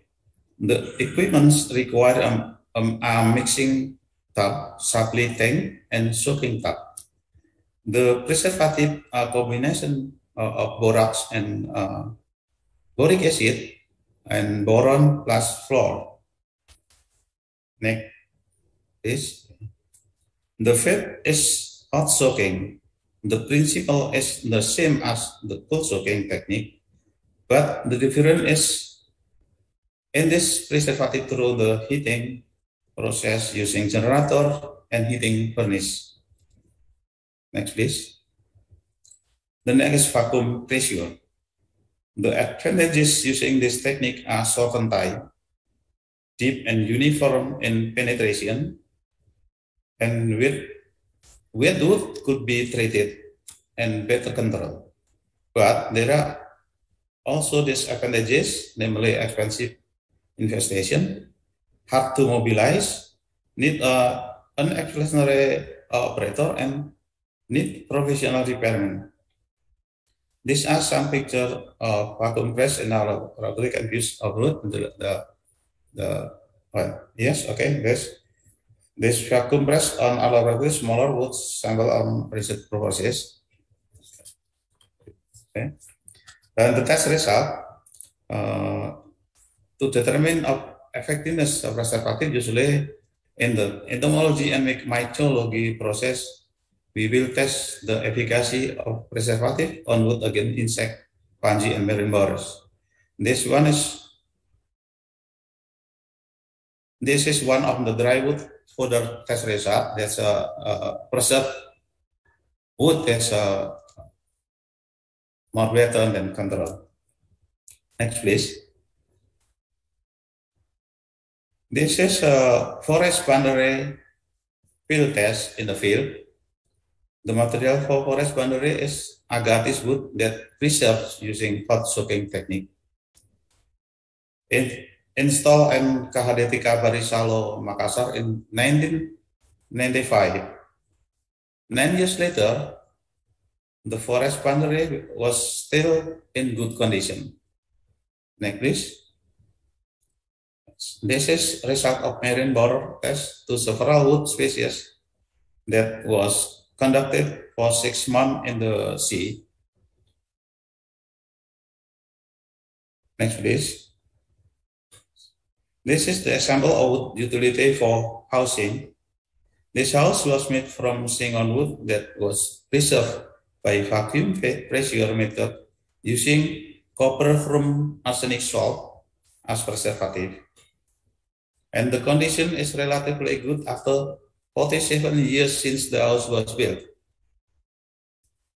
And this is the house that was made from candlenut wood that has preserved by cold soaking method using copper chrome boron salt.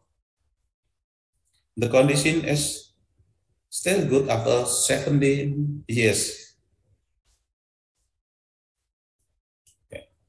The next one is the house made from pine wood that has preserved by cold soaking method using copper chrome boron salt in the concentration of 3%.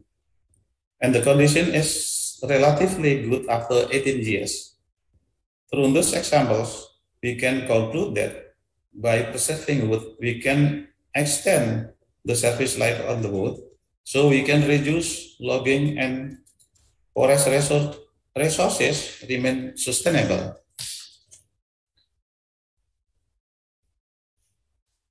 Yes, okay. Currently, we also develop eco-friendly preservatives which are derived from plant extract of Annonaceae seeds and berries, or in local name as tuba, leaves and root, as well as wood vinegar from biomass waste. On the right side of the slide are the laboratory test result using tuba root extract of wood and wood vinegar. Both show good efficacy against termite seen from the termite mortality chart.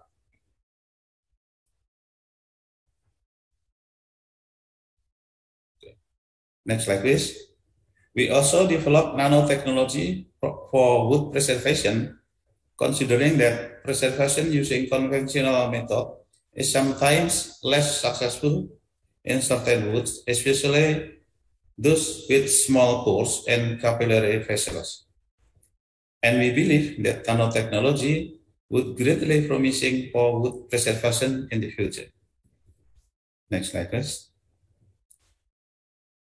Application of nanotechnology for wood preservation has several advantages, namely improved material properties, high retention and penetration, and low leaching. Next slide, please. Nanoparticles are obtained from various materials, but the most common new generation nanoparticles are ceramics. Next, please. This is the process how to prepare silica and extraction from paddy husk and bamboo. Firstly, reflux sodium hydroxide for 4 hours at temperature 80 degrees. Then centrifugate it until we got sodium silicate. Then added chloric acid gradually by dripping. Then we got silica gel and aging it for 66 hours. Then strain, wash and heat at temperature 70 to 80 degrees. Then the output was tested using XRD. XRD diffraction pattern indicate that silica has been successfully synthesized.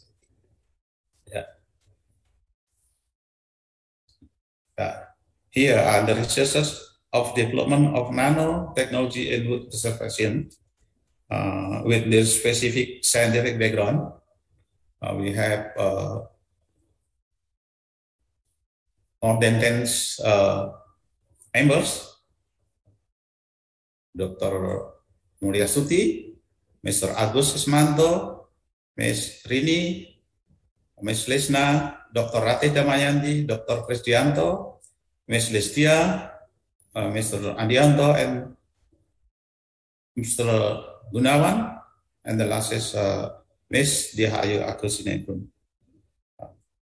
Finally, we are in the end of presentation. Thank you for your attention. We would greatly appreciate it if you kindly give us some feedback. Wassalamualaikum warahmatullahi wabarakatuh.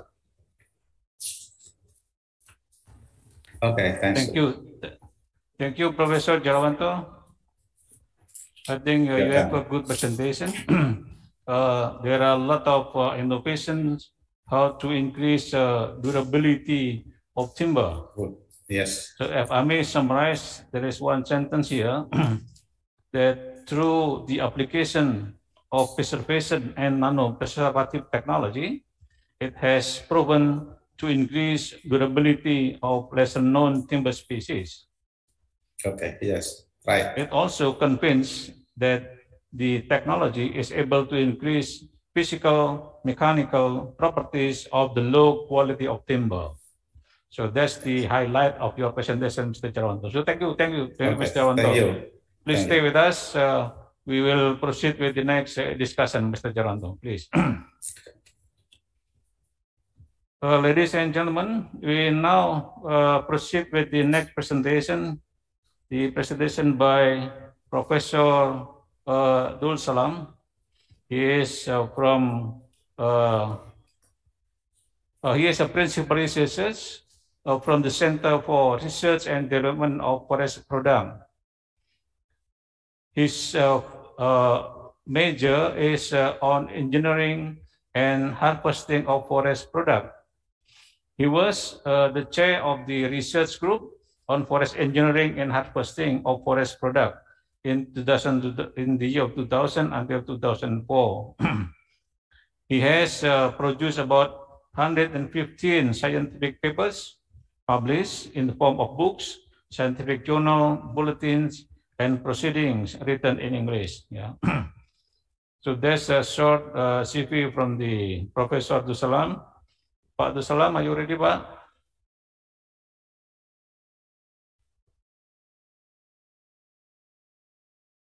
Okay, Pak Dusalam, we have 20 minutes for presentation maximum. And the screen is now yours.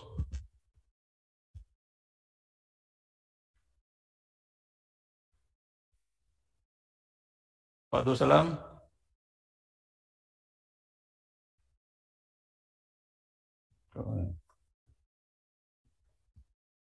Pak Dusalam, are you with us? Nggak bisa. Sudah.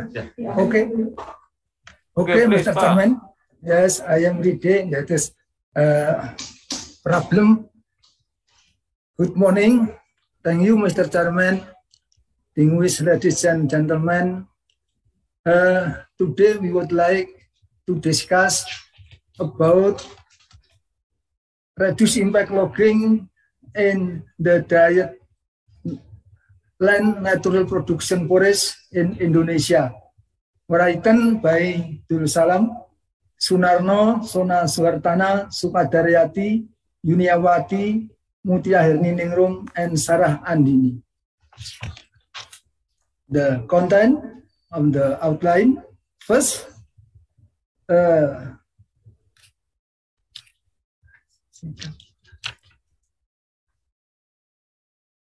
background. The second, material and method. The third, result and discussion. And fourth, conclusion. The admin, please, at the end, to in the background. The area of natural production forest is around 15 million hectares, consists of limited production forest around 27 million hectares and permanent production forest around 29 million hectares. The forest harvesting activities in the Indonesian selective cutting and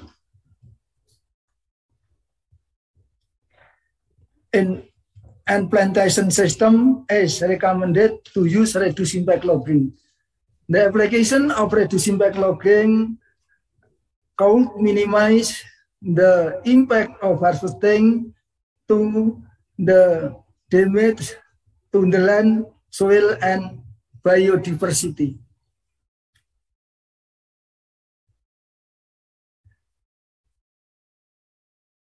The lack of attention of logging companies to the reduced impact logging because the companies do not understand the benefit. The benefit of reduced impact logging as follow. First, reducing the damage of logwood. Second, reducing the soil damage. Third, reducing the standing stand. And fourth, reducing the deterioration of water and air quality. Material and method. Material, stationary regulation, research, stationary material, and computer. Method, data collection, January 2021. The location of library is in Bogor. Synthesize the compiled reference material based on reduced impact logging and conventional logging. Data processing with the tabulation method. Research and discussion consists of filing, seeding, forest harvesting, the impact of forest harvesting to mission, the impact of harvesting to say emission, cost, and occupational safety and health. Filing consists of filing plan, filing preparation, and filing operation. Filing plan consists of 3 distribution map and filing description, and the filing preparation consists of the opening of landing place, the opening of circuit trail, and the clearing of weeds. And filing operation consists of filing productivity, filing efficiency, filing cost, and residual stand damage.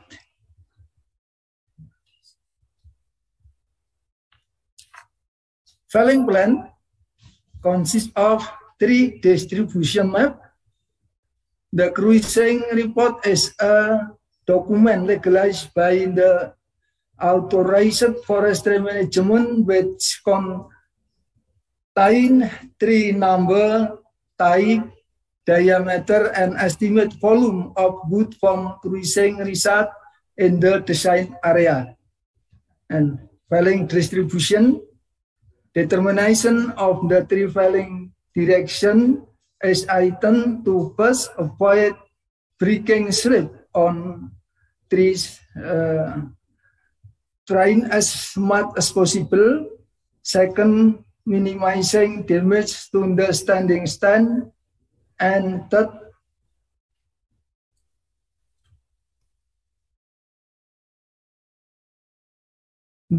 it is to make a lock from the standing compartment timber to landing place.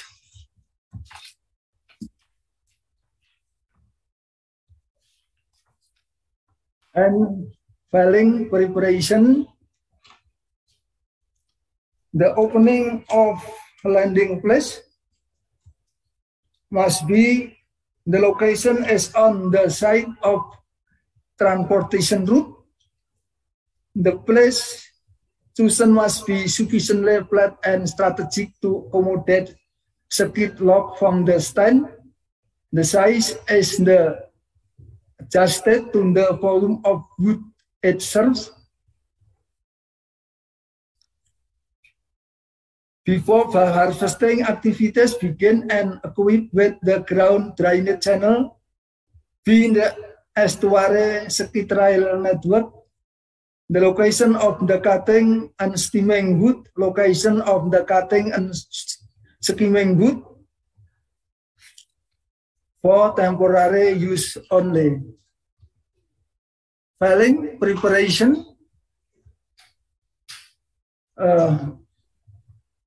Second, the opening of ski trail must be, ski trail are designed to follow the contour and keep them straight, avoiding hazardous areas such as steep areas, unstable soil, and swampy areas. Avoiding river ditch watercourse, designing as effectively as possible. Maximum angle of cut slope 45 degrees. Prohibited from entering protected and buffer areas. The shortest possible ski distance. Maximum ski trail weight is 4 meters. 3. The clearing of weed. Clearing of wood and logging activities consists of cleaning the trees from lianas and clearing the base of the trees from weed. Felling preparation. Felling operation consists of productivity, efficiency, cost, and residual stand damage. Felling productivity, and there are many resources. The felling productivity in conventional logging varied from 9.62 to 49.96 cubic meter per hour, and felling productivity in reduced impact logging varied from 22 to 60.53 cubic meter per hour. It can be seen that the felling productivity in reduced impact logging is higher rather than that in conventional logging. Felling efficiency, there are many sources. Felling efficiency in conventional logging varied from 35 to 95.50%, and felling efficiency in reduced impact logging varied from 86 to 97.60%. It can be seen that the felling efficiency in reduced impact logging is higher rather than that in conventional logging. Felling cost. Felling cost in conventional logging varied from 3,972 to 8,000 rupiah per cubic meter. Felling cost in reduced impact logging varied from 1,600 to 9,150 rupiah per cubic meter.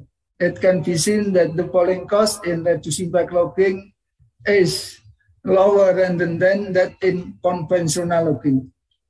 Residual stand limit by filing only several source. Residual stand limit in conventional logging varied from 13.47 to 16.27%. Residual stand damage in reducing backlogging varied from 5.56 to 9.93%. It can be seen that the residual stand damage by filing in reducing backlogging is lower than that in conventional logging. 5%, the angle cut slope 45%, carried out when the soil dry, combing cutting hill 25 less than 25%, larger turning radius, water course, and avoid passing the ground toward a rival bank. Skidding operation consists of skidding productivity, skidding efficiency, skidding cost, and residual stand damage caused by skidding. Skidding productivity only 3 sources. Skidding productivities in conventional logging varied from 18 to 39.84 cubic meter per hour. Skidding productivities in reducing backlogging varied from 15.54 to 36.69 rupiah per kubik meter kubik per hour. Skidding productivities in reducing backlogging is lower than that in conventional logging. Skidding efficiency in conventional logging is 92%. Skidding efficiency in reducing backlogging varied from 96 to 99%. It can be seen that skidding efficiency in reducing backlogging is higher than that in conventional logging. Skidding cost in conventional only 2 sources, and in reducing backlogging only 3 sources. Skidding cost in conventional logging varied from 26,000 to 51,400 rupiah per cubic meter, and skidding cost in reducing backlogging varied from 16 to 34,100 rupiah per cubic meter. It can be seen that skidding cost in reducing backlogging is lower than that in conventional logging. Residual stand damage in conventional logging is 13.47%. Residual stand damage caused by skidding in reducing backlogging varied from 8.10 to 9.99%. It can be seen that residual stand damage caused by skidding is lower than that in conventional logging. Forest harvesting efficiency, logging efficiency of reducing backlogging tend to be higher compared to conventional logging. Logging cost of reducing backlogging tend to be lower compared to conventional logging. Residual stand damage of reducing backlogging tend to be lower compared to conventional logging.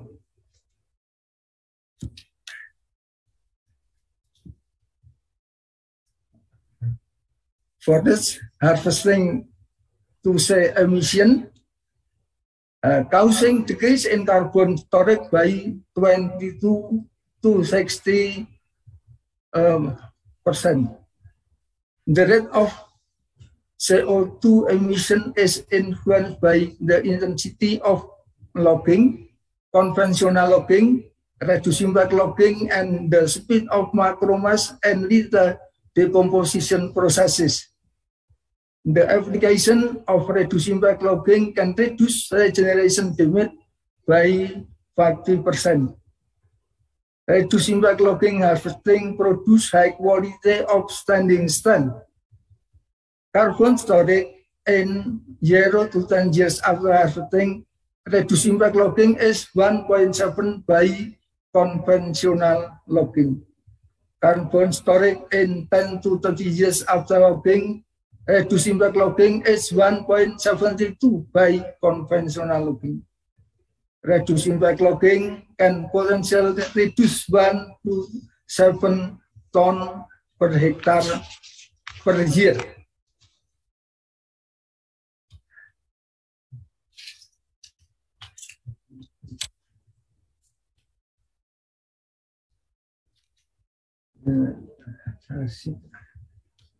Post-harvesting activities. First, the secretarial closure. Second, the landing closure. The secretarial closure cut out gradually on secretarial that are no longer in use. The closure, the secretarial is item to reduce erosion due to rainwater. Like the figure on the left, landing closure cut out by returning the top soil to the former landfill area.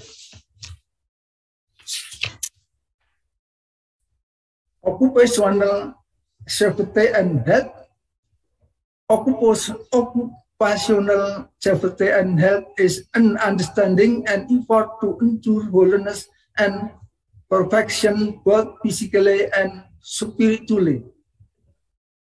To prevent occupational accident disease on logging, personal protective equipment must be used.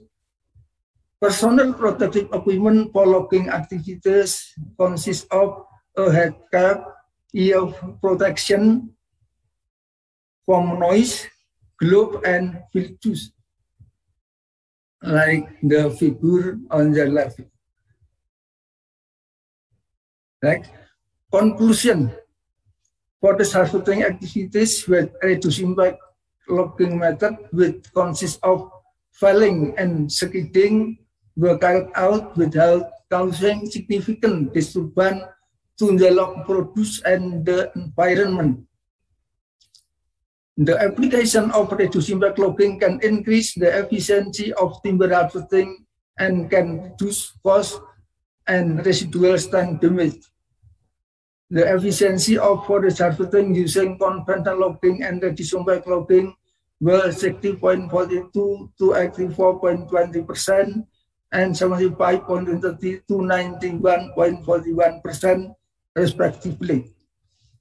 The cost of forest harvesting using conventional logging and reducing back logging were IDR 313 and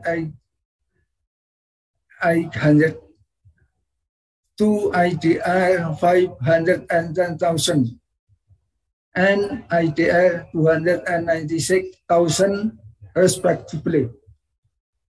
The residual stand damage caused by forest harvesting in conventional logging and reducing back logging were 29.96 to 40.71% and 19.08 to 29.37% respectively. That's all. Thank you. Assalamualaikum warahmatullahi wabarakatuh. Thank you, Mr. Chairman. Professor Abdul Salam. Yes. Very interesting presentation, I think, about reduced impact logging. You know. If I summarize, there are two items I can share with you here. That forest harvesting activities with reduced impact logging method, which consists of felling and scaling, is able to reduce significant disturbances to the log produce and the environment. That's the first point. The second point is the application of reduced impact logging can increase the efficiency of timber harvesting and reduce costs and residual stand damages. There's two important findings from the research by Professor Dul Salam. Thank you very much, Pak Dul Salam. Thank you very much. Distinguished ladies and gentlemen, actually, after the presentation from Professor Dul Salam, there will be one more presentation by Professor Haruni Krishnamurti. So based on the schedule, we will actually there will be one more presentation. However, due to the internal problem, the presentation from Professor Haruni cannot be performed at this time. So we are sorry of that. Yeah? So by then, we will proceed with the question and answer or discussion. A lot of question already goes to the community due to many questions, and we have limited of time to discuss it. So the committee will select some questions to be shared with you. So I will read the question, and I invite the presenter to respond to the question. Mr. Lee, are you still with us? Yes, I'm here. Okay. Okay, there is one question for you, Mr. Lee. What are the main considerations that underline the plan to build a mini zoo at the mini study center? What kind of wildlife will be appropriate in that mini zoo? Okay, Please thank respond. you. Yeah, thank you for the question. So originally, the idea of a mini education center was not included in our plan, but it was added by the suggestion of the Ministry of Forestry, Ministry of Environment and Forestry. So I think basically, the mini education center is a place where visitors and students can learn more about Finland. So we will accommodate. I think we can accommodate plants and animals there, but so we more focus on the plants, not animals, because we cannot find really many animals in the Finland. So the mini zoo will be built to attract the visitors to come to mini center.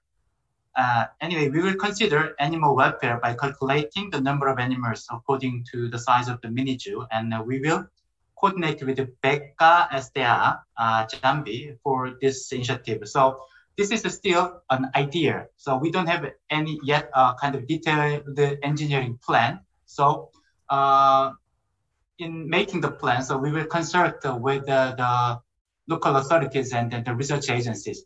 Thank you. Thank you. If I may ask more question, is that similar with the rescue center for the animal? Well, we are not considering it, but I think so. We're gonna do some like a preliminary survey to build the education center. So if according to the survey, so if the rescue center is needed, so we can consider it. Okay. Okay. Thank you, Mr. Lee. Masama. Next question goes to Dr. Luba. Are you still with us, Dr. Luba? Yes, I am, Mr. Okay. Chairman. Okay, thank you, Dr. Luba. So the question is, based on your study for Indonesia's peat forest, is there the chance to recover degraded peat forest without artificial treatments? And the answer is yes, it's possible, but we need to protect those forests from fires, because as you've seen, if there is no fire 7 to 10 years, there is a occupation of more shade-adapted species getting into those forests, and between 6 to 16 to 24 years, there is a huge recovery, natural regeneration of those forests. All forests we studied with 139 plots were naturally regenerating. So it gives me great hope that forests will recover, and we just need to protect it. And the longer is time since fire in those forests, the more priority should be put on protecting those forests from accidental fires. Mm. Did you see the evidence in Indonesia? Yes, and that I presented in my study. As you've seen, if you just look at species richness or species diversity, the 16 to 22 years after fire, there is no difference with forests which never been burned. So if you just throw in some more complex and sophisticated analysis like principal component analysis, then you can pick up little differences and little species. But in reality, it gives me hope, great hope what's going on in Indonesia. And I want to present today this positive message about that forests do recover after fires. However, if there are some rehabilitation efforts and there are some replanting, then you should be very careful which species to plant. And don't plant species which easy grow, because they will be there anyway. Okay, thank you. Next question to Dr. Luba still. Okay. Have you observed abiotic factors like soil properties, rainfall, etc., that influence the emergence of key species to quick regrow after post-fire? So have I observed that soil qualities? Have you observed abiotic factors? Other Abiotic factors? I'm not sure. For species to recover after fires? Yeah. Well, peat depth was very similar at all sites, and disturbance history was very similar. And even peat, we also analyzed peat for carbon and nitrogen. I just was part of the different study, which I didn't present here, and they're very similar. So on top of my head, I'm not really sure that I can answer that question, but they quite similar. Okay, thank you, Dr. Luba.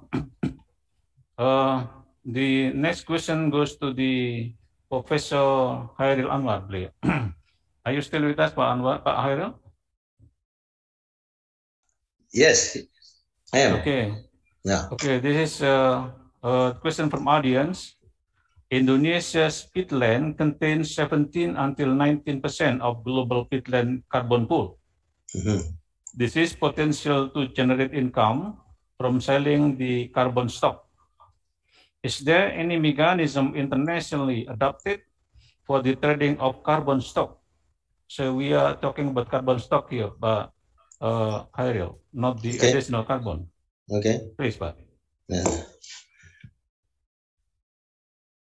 Yeah, thank you, Pak.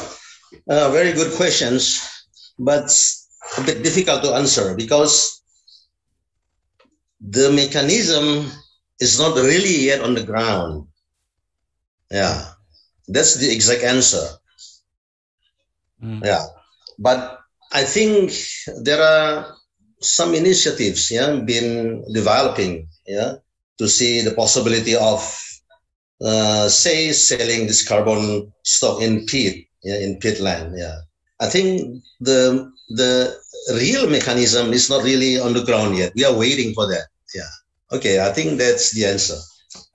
Is that possible if Indonesia can proceed with new mechanism, because Indonesia has very lot of potential of stock carbon in Indonesia.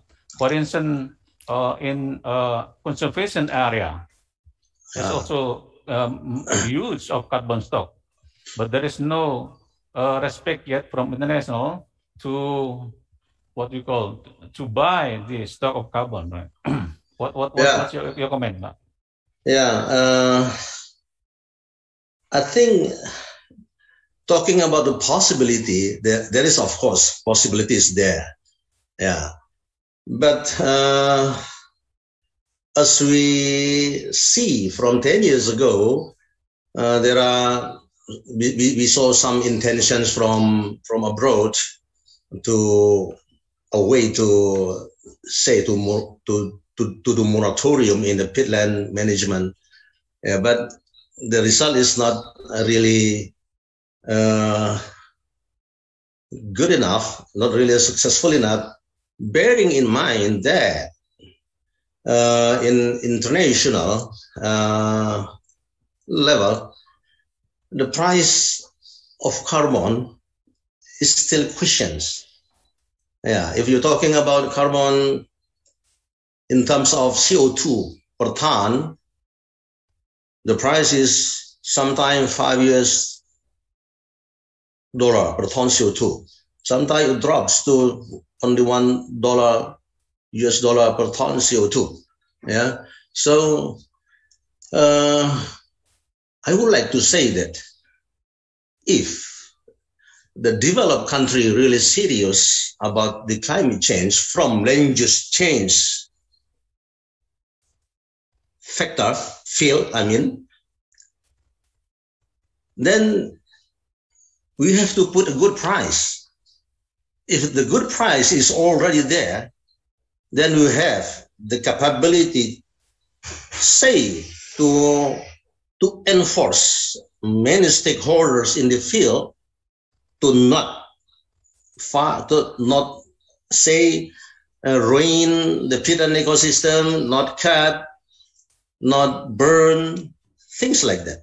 So a matter of pricing is still problem, I think, there. So if really we and those people out there really serious about that, then to give price on the conservation forest, yeah, say in the protection forest, probably will be really good to think in the future. I think that's my comment. Yeah. Okay, thank you, Professor Hairil, for your explanation. Now, the next question goes to the Professor Professor Salam. Are you still with us, Pak Salam?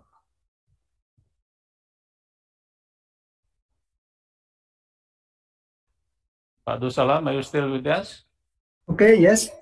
Okay, good. There is one question, Pak. Yes. So the question is, there are many advantages that companies can get when implementing reduced impact logging, including increasing production about 20%, reducing soil damage to forest floor by about 15%, reducing stand damage by about 10%, also reducing soil erosion and air quality, reducing harvesting costs, and reducing greenhouse gas emission. So there are a lot of advantages here if the companies can apply reduced impact logging. The question is, why forest companies or forest concessionaires are still reluctant to do reduced impact logging? So what is your explanation, Pak? Thank you, Mr. Chairman. Thank you for your question. The logging companies reluctant to implement the reduced impact logging. There are several reasons. First, there is no inspection, and second, there is no law enforcement, and the third, the logging company are not sure that the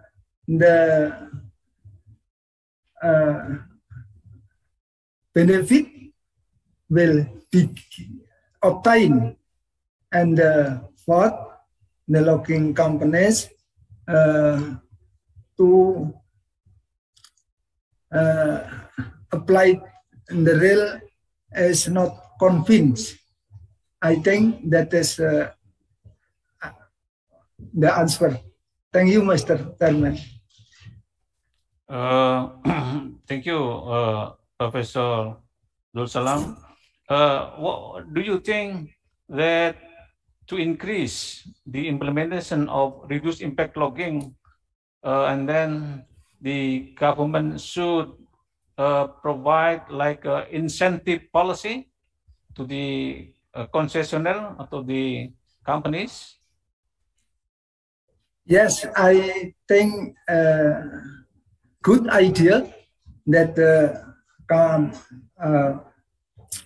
government give incentive for the logging companies which implement the reduced impact logging. For example, by decreasing the diameter limit. For example, diameter limit from 50 centimeter to 40 centimeter for the logging companies with implement the reduced impact logging. I think it is a good idea, Mr. Chairman. So by then, is that possible if the Pustarhut produce or develop like a policy brief regarding the implementation of reduced impact logging, and then we can discuss the policy brief to pursue or to persuade the government for issuing the incentive policy. But what do you think? Of course, Mr. Chairman, it is can be can be research this matter because there are several research results which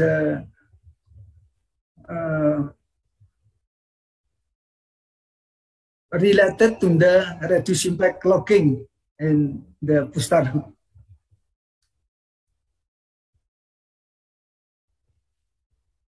Okay, thank you, Professor Dusalam. Thank you. Thank you very much. The next question goes to the Professor Jarwanto. So this very short question by Jarwanto. Yes. So what is the potential of nanotechnology on wood protection? Yes.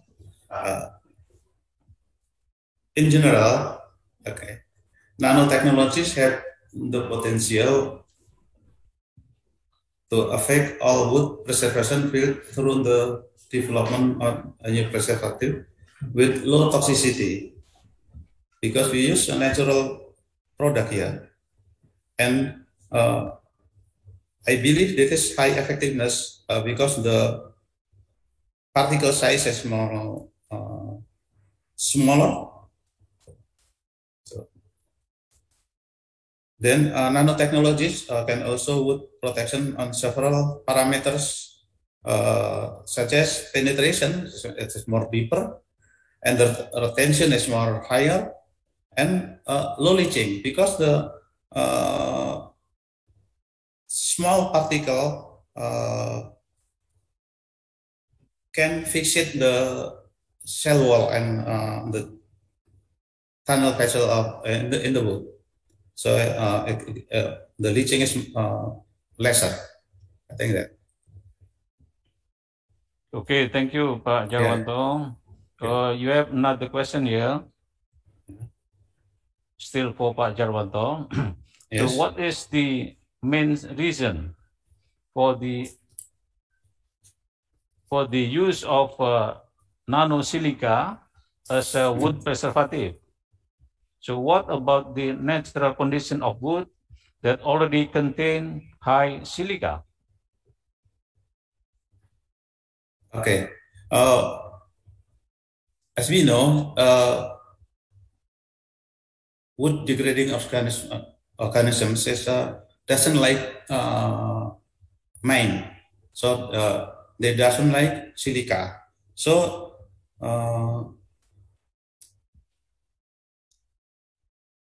if we can insert in the silica in the shell and the wood shell and the channel of wood and deposit the silica there, it can protect the wood degrading organism because they doesn't like. Even wood itself has silica, but some wood the proportional the silica and cellulose, the wood destroying organisms usually eat the cellulose and starch on wood. So if the silica is much than cellulose, I think it will not a good choice for the wood destroying organism. I think that. Thank you, Pak Jarwanto. I will deliver next question again after that, but before to you, Pak Jarwanto. Yes. Actually, there is one question goes to the Mr. Lee again. Are you still with us, Pak Lee? Yes, I'm here. Okay. Okay. The key element. The question is the key element for community empowerment is by providing an economic alternative to the local communities. Based on my experience, marketing the product from the cultivation of peatland is still facing many problems. So what is the strategy to overcome that problem, Mr. Lee? Thank you for the question. So the first, we should understand the current situation of the village and then the local, the economy. So that's why we recruited 20 field facilitators from the village. So they will meet the local leaders and then they will make some report recommendations. So basically, we try to listen to local demand. And so maybe what we think and then what they think may be different. But we try to understand their request more. Then we're going to design a optimal options. And maybe there are some challenges and difficulties. We can assume that. But I think the best option is to find some intersection of what we want and what we can do, and then what they want. So I know it's gonna be not an easy way to reach the agreement. But anyway, so we will do it. We will do it. So we try to accept the locals' opinion as much as possible. Does that mean that the off-taker still hiding to observe that's true. That's true. Right. So what we do is what we do is not to find the best option, but what you do is to try to find a kind of optimal options on the situation. Okay, thank you, Mr. Lee. Okay, thank you, sama-sama. One question again to Dr. Luba. Are you still with us, Dr. Luba?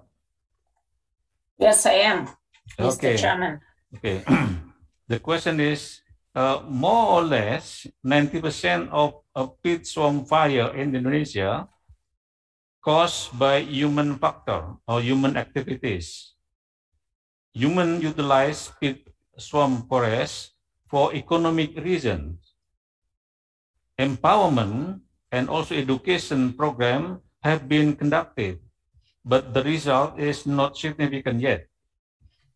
What was that? How to handle that problem, Dr. Luba? Well, Social reason. Okay, so what I said is also peatland forests utilized by local communities and for fishing, water, and other, and they live in harmony and synergy with those forests for millions of years. So if anything, it's someone who is new comes to forests and logging it. But that comes back to the question which was asked a different speaker after me about carbon credits and RED Plus, which is reducing emission from degradation and deforestation, is the scheme which was developed specifically for protecting forests and pay carbon credits and monetary incentives to protect those forests. So I don't think, and as far as I'm aware, the fire is actually banned in Indonesia, and there is also the zones for peatland forests which are not allowed to be cleared for any reasons. So there's a lot of escape from fires. Like we've been in 2019, there was an accidental fire from power line ignition, but there was all of the efforts were put to suppress that fire. So carbon credits and understanding the right and local communities, Dayak people and other who live in forests, with forests in harmony for many, many millions of years. And it's not all that bad. Okay, thank you, Dr. Luba. Thank you very much. I see on my screen there is a recent from Pak Asep. Please, Pak Asep. Thank you, Pak Adi, for the time. I have question. First, maybe for Professor Jarwanto. Professor Jarwanto. Yes. Yes. Okay, Pak Jarwanto, please stand by, Pak. The question might be related to your presentation. I think your presentation is very interesting, but I want to know about your recommendation. Yeah? According to your study, from the many time ago, you have research related to the protect the wood and another mechanism might be. I have the question, what the best method or technique to prevent the wood still have the high quality during some people use it to protect from maybe from the microbe, for the termite or other. Do you have any suggestion how the best method to protect wood in especially in Indonesia? Thank you, Pak Adi. Maybe it's my question for Mr. Jarwanto. And the second question maybe I related to Dr. Luba. I'm very interesting for your research because your research is correlated because your research make the collaboration with some researcher from Indonesia like Dr. Linardi, Dr. Wahyu, and also Professor Haruni. It's very interesting because we can improve our knowledge related to the some fields or some area in the peatlands. I hope this joint research will continue to another project. You can create again with our researcher to increase our knowledge and then write in the high quality journal. Is the first point. And then the question is, you also believe that without the artificial introduction plant or some seed to the peatland, the peatland will recover naturally. Maybe it's very long time, to obtain the good condition of the forest.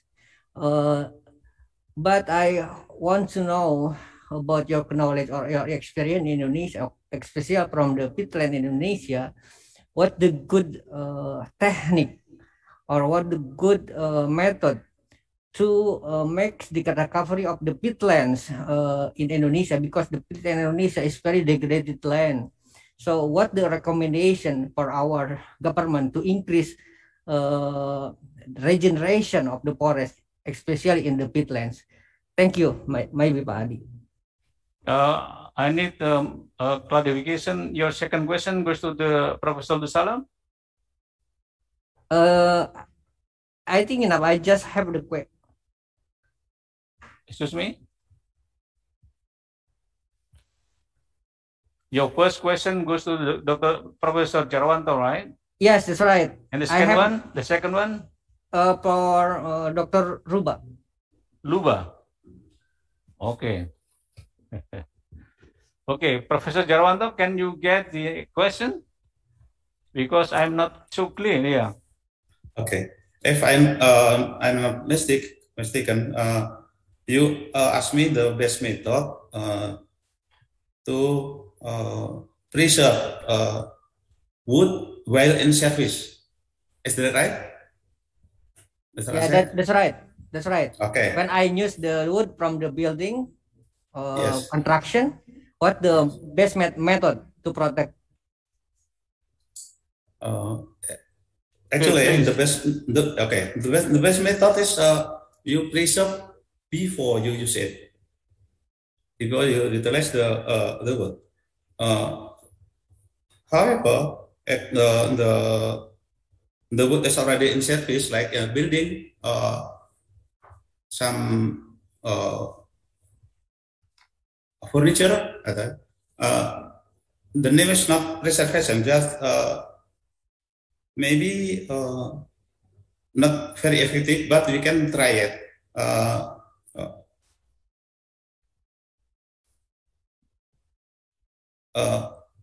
You can preserve it by injection. Usually that, but the best method is when wood is in before use. After use is not or in service, usually not very effective, because you will influence the structure of wood. For example, when you preserve your pole or your frame doors by injects, the form is usually will be will change. So not as good when you preserve before you use it. Preservation means protect the wood from wood degrading organism, not to cure the wood when it is already damaged or already consumed by the wood degrading organism. I think that. Yeah, thank you. You got it? Okay. Is that okay, Pak Sam? Yes, I just make a clarification, because now we going to make a standardization, from some product from the forest. According to your finding, because I also user using the wood from my building. So until I use for 3 or 4 years, the wood is become destroyed. So you have the recommendation to our or to all user in Indonesia, what the good method to make wood is long life. Is it more important? See? because maybe some different location have different microbe or different location, also different species of the wood, and then you need to a specific method to prevent the wood and then to become more long life in the environments. Maybe it's the important thing, Badi. Little more. Okay, please, Pak Jarwanto, please. Okay. Could you respond then? Okay. When you use the wood, it will facing the environment. So the environment is different. You right. If you want to use the wood for below the roof, it should be dry. Should be dry and not contact with water like rain and cannot contact with soil. Usually, when it's moist, will bring the soil termite. Subterranean termite come to the wood. But again, the best is you should preserve before you use it, not after. After you use it, just you can not really preservative, but just protect. You can use some pesticide or paint to protect insect go inside. But it is only on the surface. The inside the wood is not protected. Okay, thank you. Thank you, Pak Jarwanto. I think that's enough, Asep, yeah. Dr. Luba, are you still with us, Pak? Anubu? Yes, Mr. Chairman, I'm still with you. Did you get the question, the last question to you? Yes, I did. So okay. Thank you. You can respond to that. I can respond to everything, Mr. Chairman. So thank you, Pak Asep, for your two questions. So first was more like comment about collaboration between Australian and Indonesian and us helping to bring your scientific credential higher with publishing in high impact factor journal. And the second question was about what is my recommendation for rehabilitating peatslum forests. So, and I would say it's my honor to work with Indonesian colleagues because you're very smart and capable and great people. And this has been a huge discovery for me, and amount of data and willingness to work and collaborate, and your knowledge is actually as beneficial for me as beneficial for everyone. I am for any international collaborations and to include as many researchers to help us in any publication possible and share our knowledge in any possible way. So capacity building is not only goes one way, it goes both ways. It's we build our capacity and you build our capacity. And regarding the second question, so it's not that I'm a believer of natural revegetation. The question was, is it possible to just leave the forest alone and it will recover naturally? And the answer was, yes, it is possible. But I think you guys are more expert on revegetation than me, because working in Tambanusa is a huge nursery with all these seedlings of different species growing, and the rehabilitation effort is just amazing. So this BRG, the agency which is responsible for rehabilitation, is probably the best person or the best institute to give advice to Indonesian government how to do rehabilitation. But first and foremost is just protect the forest which is already there, because it takes more than 30 years to reach the status of undisturbed forest. The second is that's the revetering efforts and blocking of those canals. and then selecting different species which are present in peatland forests which are not disturbed. So there's no magic formula, it's all very simple, but it all requires time. And that's my answer. Thank you, Dr. Luba. Pak Asep, is that okay? Yeah, I think okay, Pak. But I have one again. Dr. Luba is okay? Yeah. Go for Excuse it. me? Yeah, he wants one more question. I have a question related to this species. It's better if we plant native tree species or introduce species in the peatland?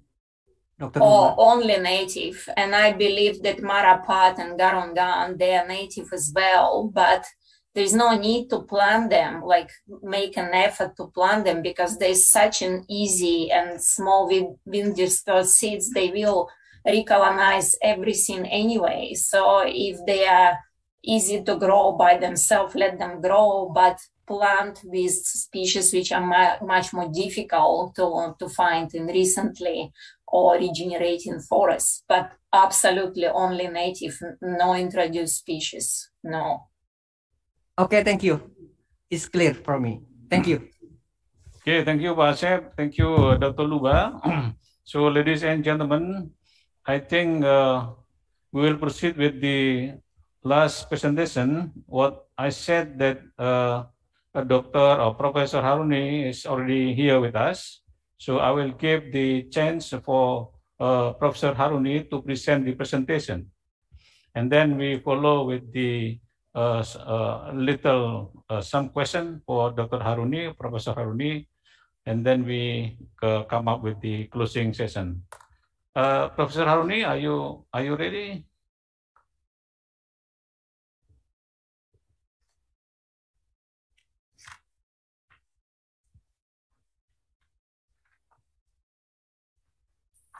Okay. Professor Haruni? Yeah, thank you. Okay. Thank you. So I will introduce yourself to the participant. Professor Haruni is the principal research scientist at the Ministry of Environment and Forestry. She got her PhD from the University of Melbourne, Australia. She already published many publications, around 120 publications already published, mostly related with the forest management, growth modeling, biodiversity and carbon assessment, climate change, and MRV for the land sectors, including mangrove and peatland ecosystem. She has been assigned as a lead coordinator of the International Tropical Peatland Center, SCARIAT, since 2019. So that's very interesting background from the Professor Haruni. So please, Ibu Haruni, you have a 15 minutes presentation.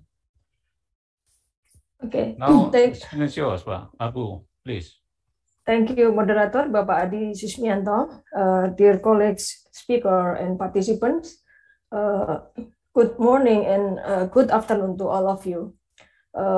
First of all, I would like to extend my gratitude to the Center for Standardization of Sustainable Forest Management Instrument, formerly Forest Research and Development Center, and also Forest Product Research and Development Center under the Agency for Standardization of Environment and Forestry Instrument, the Ministry of Environment and Forestry, for inviting me to participate in this important conference, the 6th INAFOR 2021, under Stream 2, Managing Forests and Natural Resources, meeting sustainable and friendly use. In this session, following the Stream team, I would like to share the presentation with the title, Managing Forests in a Sustainable World, Meeting the Benefits of Forests for Biodiversity, Livelihoods, and Climate Change. Dear colleagues and participants, as we all know, that forests are fundamental and provide critical ecosystem goods and services, provide direct benefits for people and the environment, including food, water, energy, housing materials, livelihood, or employment, biodiversity, climate change adaptation and mitigation, as well as cultural and recreational values. Next, the Rio Conventions, the UNFCCC, United Nations Framework Convention on Climate Change, UNCCD, and UNCBD, all acknowledge the important contribution of forests to the achievement of their respective goals and objectives, and are working together to enhance synergies in this area. Forests provide critical, vital ecosystem services, which is crucial to human well-being and sustainable development. Next, please, and have important role to play. Yeah. Professor Roni, your voice is very small, very little. Sorry. Really? You can make it closer to your iPhone. But it's very clear from my room. Okay, so sorry. Is it clear now, Pak Adi?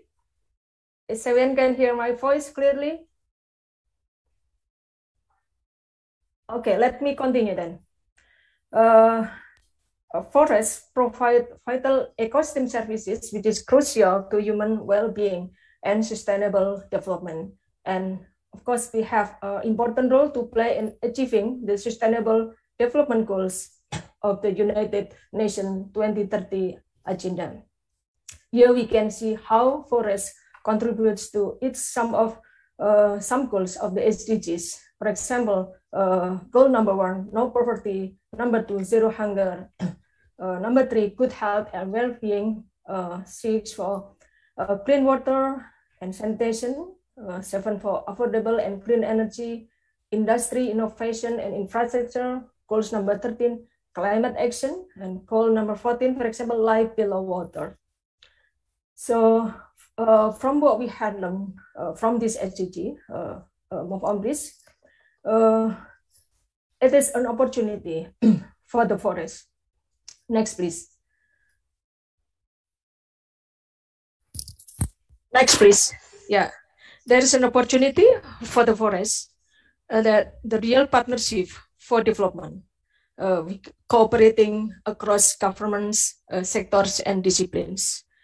And through the SDG, there's also opportunity for forests to build the capacities, strengthening the forest sector to contribute to the shared development goals, and also universality, which goes to apply to all countries based on common but differentiated responsibilities. And of course, there will be a deeper targets for improved outcomes. Next, please. How the linkage of forests, climate change, biodiversity, and good quality of life. The rapid declines of biodiversity of forests and changes in climate are tightly intertwined. They share underlying direct and indirect drivers. They interact and can have complex effects that impacts people's life. And of course, they will impact their livelihoods and compromise societal goals. Several global initiatives, next please, has been established over the past decades. Next please, and have goals or mandates to address the 3 components of first, biodiversity conservation, and then climate action and equitable sustainable development. It has been reported by IPES, International Intergovernmental Science Policy Platform on Biodiversity and Ecosystem Services, and also the IPCC report, Intergovernmental Panel on Climate Change. Climate change, next please, because we are running out of time. Next please. Climate change and biodiversity, biodiversity loss share common underlying drivers, and both impacts mostly in negative ways people quality of lives. As we all know that we are currently facing the COVID-19 pandemic, and it has made the fundamental interconnection among human health, biodiversity, and climate change. And degradation, fragmentation of natural ecosystem, alongside with the animals, threats has brought the wildlife such as pets, which may carry viruses that can cross species boundaries into close proximity with domestic animals and humans. And several studies has shown that climate change has engendered habitat loss that could contribute to this impact for the natural ecosystem that's suffering also human during the COVID-19 pandemics. Next, please. And here, the concept of sustainable forest management, avoiding deforestation and forest degradation, and of course, improving management of forests combined with restoration of existing but degraded forests have large climate mitigation potential and large biodiversity co-benefits. Next, please. Protecting forests will reduce the loss of forests and of course will reduce the carbon emission in the value sector. Reducing forest degradation of course will contribute to prevent the biodiversity loss arising, which could arise from deforestation, and a successful reduction of emission from deforestation and forest degradation could reduce what's wrong? Could reduce projected species extinctions. Sorry, it's too small here.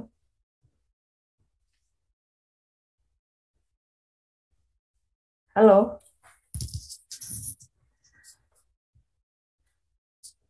Any problem with the committee there? It seemed like the slide cannot work run well from at least from my computer.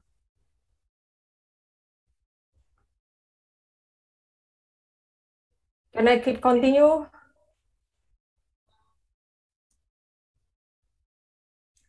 Sorry. Okay. I don't know. There's a problem with the internet there. I don't know the connection. It should be okay from my side, but okay, we'll continue. Okay, maybe next slide, please. Next, please. Restoring forests and afforestation are considered relatively cost-effective climate change mitigation option. Besides the carbon removal from the atmosphere and it's stored in biomass during tree growth, there's a potential of carbon for substituting emission-intensive materials such as concrete and still using timber-based material. This carbon you can store in buildings, and the forest can be regrown and repeatedly harvested.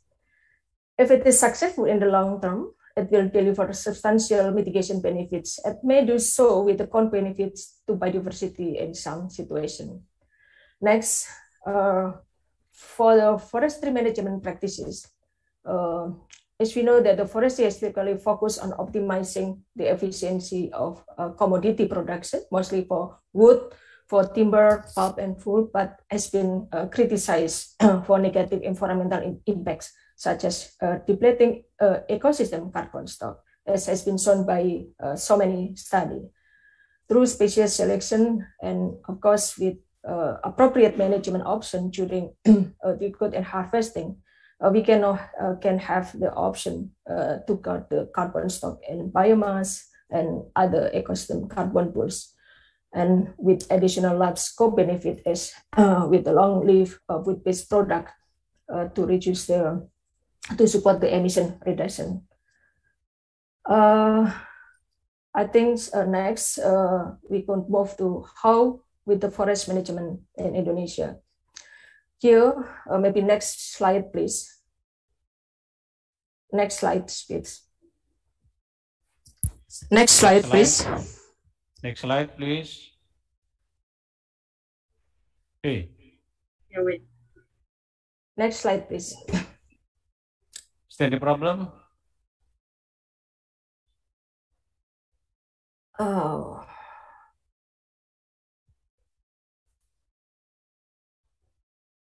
Okay, let me continue.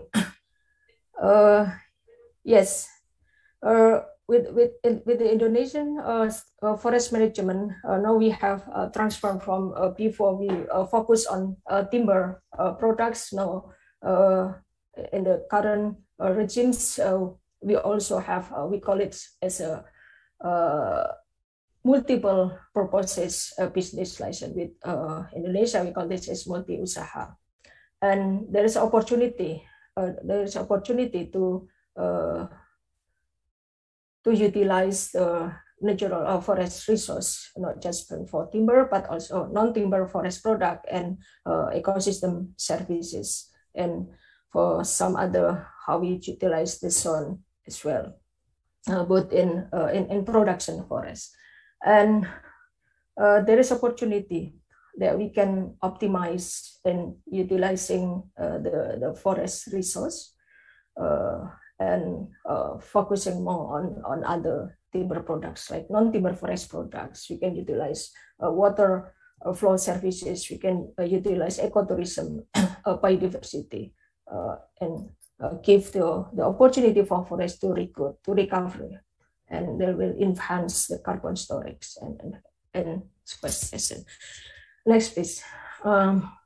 Because 5 pillars of sustainable forest management in Indonesia: assurance of forest zones, assurance of forest business, and then improving productivity and diversifying products, and of course improving the competitiveness of the forest products. And then will we expect that it can increase the export and improving or increasing the non-tax state revenue, and give opportunity for domestic market and creating the jobs for people, and also for climate change mitigation and adaptation, and of course for the global goals is to contribute to the sustainable development goals. And next, for here the how we manage our forest,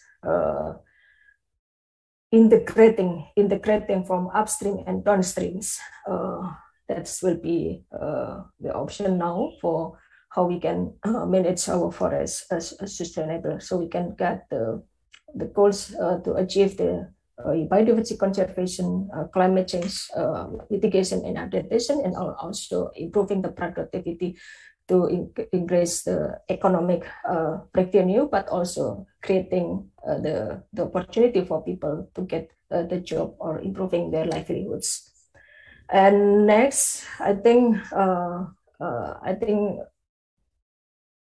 everyone's already familiar with these slides, and this is kind of example for how the concept of sustainable production forest management currently. As I mentioned before, we have like multi-purpose forest business. The business license can be used the managed forest to produce not just for timber, but beyond timber. There are non-timber forest product, and also optimize the ecosystem services, which also very potential. And that will be the next. I mean the business industry, forestry industry and forestry business in Indonesia under the current law number 11 2020, job creation or UJK. And I think our last slide, the message is based on what the concept in terms of sustainable forest management, how we can meet the goals for the objective for biodiversity, improving livelihood, but also for climate change adaptation and mitigation. We still need the science, the knowledge that will be contribute to the solution. Of course, as we know that the complex and in terms of sustainability of the forest and also in the management is very complex, and of course the collaborative solution is necessary. And there is some list of the possible collaborative solution. There may be the opportunity for us to work together with all actors, not just from government, but also from other actors, from private, from business, from communities, from other from us as researchers as well, for academics that can contribute to the improving the knowledge in science to produce the innovative solution.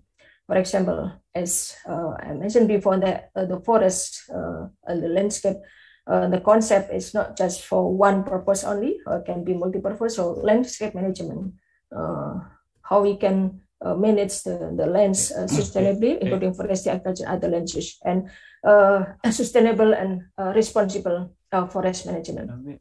And then impacts of production and possession patterns, collaborative multi-level governance, how we can integrate the forest management and industry between upstream and downstream, and also to maintain the supply chains. Opportunity for providing incentive for investment who can apply low emission modern forest industries. And now the government also in the process of preparing the law, the regulation include about carbon economic value to hopefully can regulate all the incentive growing on the grounds related with the activities or action to in reducing greenhouse gas emission. And multi-purpose business toward a sustainable forest ecosystem. That's I think there's opportunity for us to contribute to all the process, all the concept, how we can meet our goals, our objective together for sustainable or for better management of our forests. I think this all the general message that I can deliver in the session. Welcome for any discussion. Thank you, Paidi, and times I will give back to the moderators. Thank you, Professor Aruni. I think that's very good in presentation. Even though you have chance to deliver your presentation in the last minute because of there's an internal problem in your side. I invite one or two questions from the floor for the deliver your question.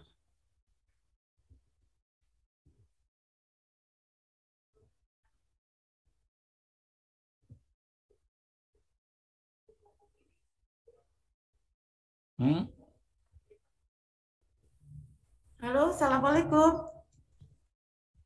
Okay, Dr. Titi Setiawati.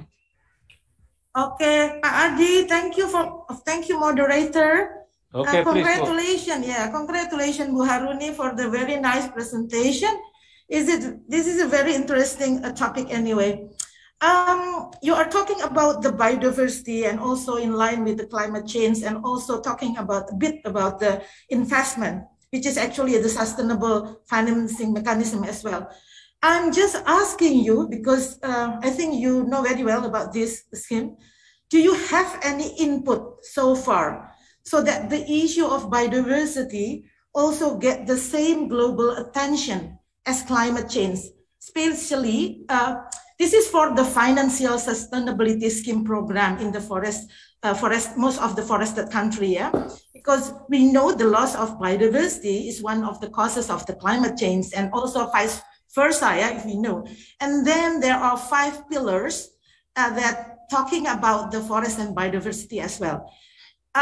We know exactly that the measurement of the carbon emission also prioritizing changes and dynamic of the biodiversity, which is covering all the biotic and abiotic component in the very wide landscape.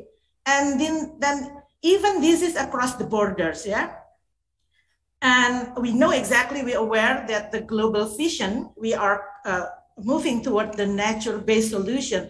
So we have to mainstream the biodiversity into all aspects. What do you think about that, Bu Haruni?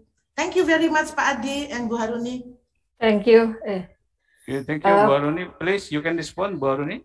Okay, thank you, Bu Titi, for your good question. Actually, this is very, very, I mean, the question can be addressed to anyone here who are interested to contribute to the discussion. And I'm trying to respond the question. I think we are currently in an international discussion. We are coping, especially for countries, developing countries who still have high forests. It has been a high pressure for international community that all effort in reducing greenhouse gas emission, it seems like gave the burden to mostly tropical countries who still have tropical forests. But the source of emission itself is not just come from land sector or from just forest. There are some other sector as well who actually contribute more on the emission, for example, transportation industry. And now we are, I think not just Indonesia, we are facing the same challenge actually as a country that with the high or with the global demands that all the tropical countries need to like stop or halting deforestation, and of course with deforestation, with so many initiatives, so many like as you see, there is some initiative through the package in through like financing scheme. But actually, we need to be careful with that initiative because we are Indonesia, for example. Not many countries still have remaining tropical forests, and the biodiversity, the issue that Ibu Titi mentioned, is very crucial. So that's why under REDD+ mechanism, for example, we are not just initially, REDD+ is only for reducing deforestation and forest degradation. But in fact, there are some other action that we can do. We can do more. Like for example, carbon enhancing carbon stock and conservation, which is if we can conserve our forests, of course we will contribute to emission reduction. There is something that need to be what we call it, compensate with other countries who actually contribute more on the global emission. And with the mechanism, we realize there is some has a play on the ground right now. Maybe it's also happening here in Indonesia in several sites, working with some conservation area, which is now maybe need to be postponed because now we are in the process, and the government in the process of producing or issuing the regulation on carbon economic values. We will regulate all the transaction in terms of carbon benefits beyond carbon, not just in reducing emission, but also in terms of the biodiversity. And my own personal view in this case, if we can formulate not just counting the value just based on the carbon like carbon stock itself, but more than this, we can see that our forests have provide, as I said in the beginning of my slide, can provide many vital ecosystem services, and that have values, and not just about carbon storage, right? There are some other services that should be included in the value. I will say this is kind of the quality or premium quality of carbon price if we would like to transform it into the economic value. And so this is something that we maybe we can work together with other countries, especially with tropical forest countries, to formulate the valuing forests from carbon's emission on biodiversity need to be, we need to think holistically. We need to think comprehensively. The forest not just providing carbon storage, but more than that. And we can value the carbons of the forest, but also including I may say like a social, what we call it, I mean, all the additional value of the forest need to be package of carbon price. That's we call this carbon per qualitas, or quality carbon, or premium quality for carbon of forest. That's including biodiversity as well. I think that's our response, Ibu Titi. If you still not satisfied with this, we can discuss further. And I think that's good that we there's opportunity for us to provide inputs how we can value our forests. Thank you. Okay, thank you, Professor Ramani. So I will invite the last question from Bapak Gunawan Salim, APKI. Terima kasih Pak. Terima kasih Pak. Saya dari APKINDO Pak. Asosiasi Panel Kayu Indonesia. Okay, please Pak. Please Pak. Very short Thank you. question Pak, ya, because the limit of time Pak. Yeah, thank you Bu Haruni for the very good presentation, because you are the only one touching the market also. So I think everybody here agree if somebody say wood is the only renewable building material, but maybe not in the real action. Maybe people prefer to use the aluminum doors or steel roof frame, something like that. Yeah. So we have to admit that wood has a very negative stigma. If we talk to our children, even they will be, oh, my parent is working in the wood sector or destroying the forest, something like that. Yeah. So that is, we have to admit as well. So I would like actually here to encourage, when are we going to build our infrastructure to change this stigma?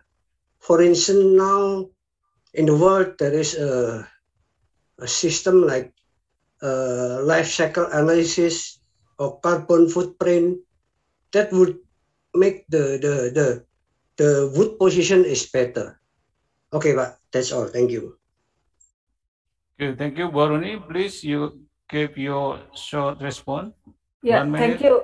Thank you. Thank you. I think that's a good, statement, and I completely agree with your statement that wood is the renewable materials. And if we count about the life cycle analysis of each product generated from woods, then the harvested wood, called this harvested wood product, will not should not be counted as a source of emission, but we need to have a good data how the trees, for example, harvested from the harvesting block and then deliver to the factories, and then process move to the pulpwood or soundwood, and then export to the other countries. When we need to have a good accounting system. So all of this, because in terms of the life cycles of its products will be different, and of course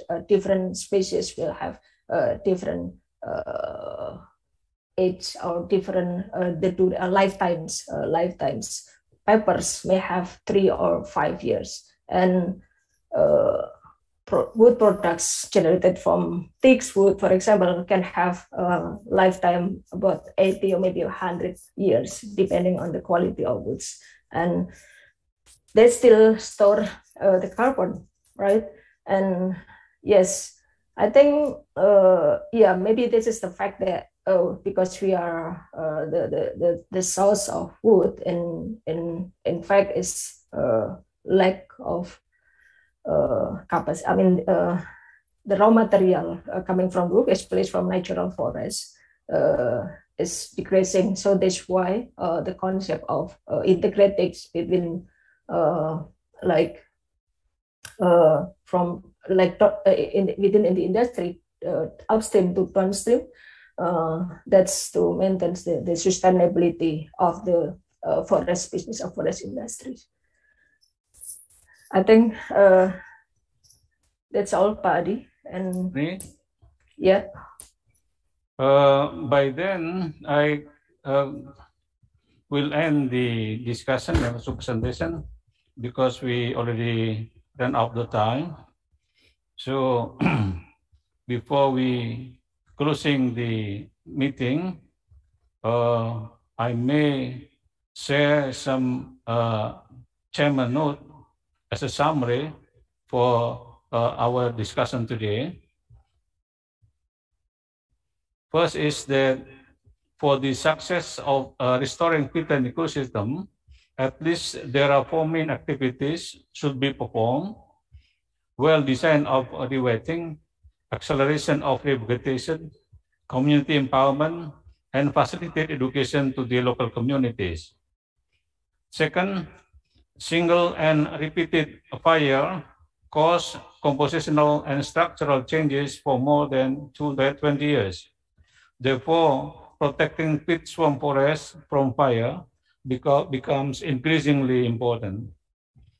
Third, developing sustainable peatland management for responsible cultivation should be formulated in line with reliable conservative production, as a wise use of peatland should be considered a sustainable peatland management with respect to the technology by which less intensive tillage, less peat degradation, less subsidence, lower emission, and less fire risk are implemented. The fourth, forest harvesting activities with reduced impact logging method, which consists of felling and skidding, is able to reduce significant disturbances to the log produces and to the environment. The sixth, the application of reduced impact logging can increase the efficiency of timber harvesting and reduce cost and residual stand management. The sixth, sustainable forest management should reflect protecting biodiversity, avoiding dangerous climate, promoting an acceptable and equitable quality of the life for all, which is the mandate of several global initiatives, CBD, UNCCC, and also SDGs. I think that's all my note resulted from our discussion today. So thank you very much for the speakers. We have Mr. Dr. Lee, we have Dr. Luba, Professor Haidar Ahmad Siregar, Professor Harini, Professor Dusalam, and also Professor Jarwanto, and also for all distinguished participants for this discussion, I thank you very much.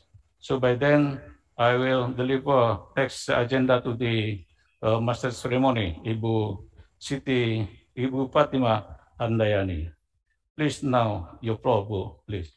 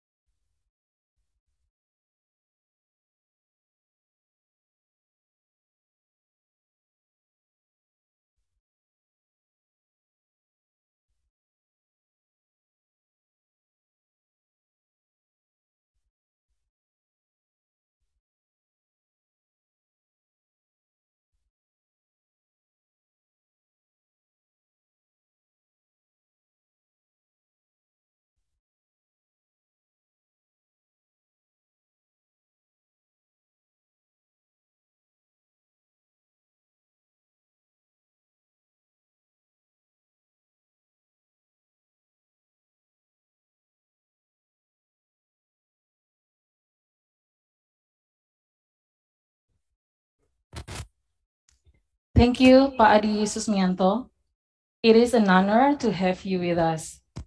I would like to thank again the moderator, our chairman, Bapak Adi Susmianto, all the keynote speakers, participants, and all audience for such enlightening discussion on the topic managing forests and natural resources, meeting sustainable and friendly use. Honorable guests, participants, ladies and gentlemen, it's also wrap up our plenary session today. I do apologize for any mistakes I may have done during mastering the event. We are now entering the next session, which is parallel discussion. Each of you will be divided to separate Zoom space according to the topics. And the co-host in your Zoom space will guide you through the session. You may now see on your screen the link and the ID of each room meeting, or maybe later. And I hope you a pleasant and fruitful discussion. Thank you very much for your kind attention and have a very good afternoon. Wassalamualaikum warahmatullahi wabarakatuh.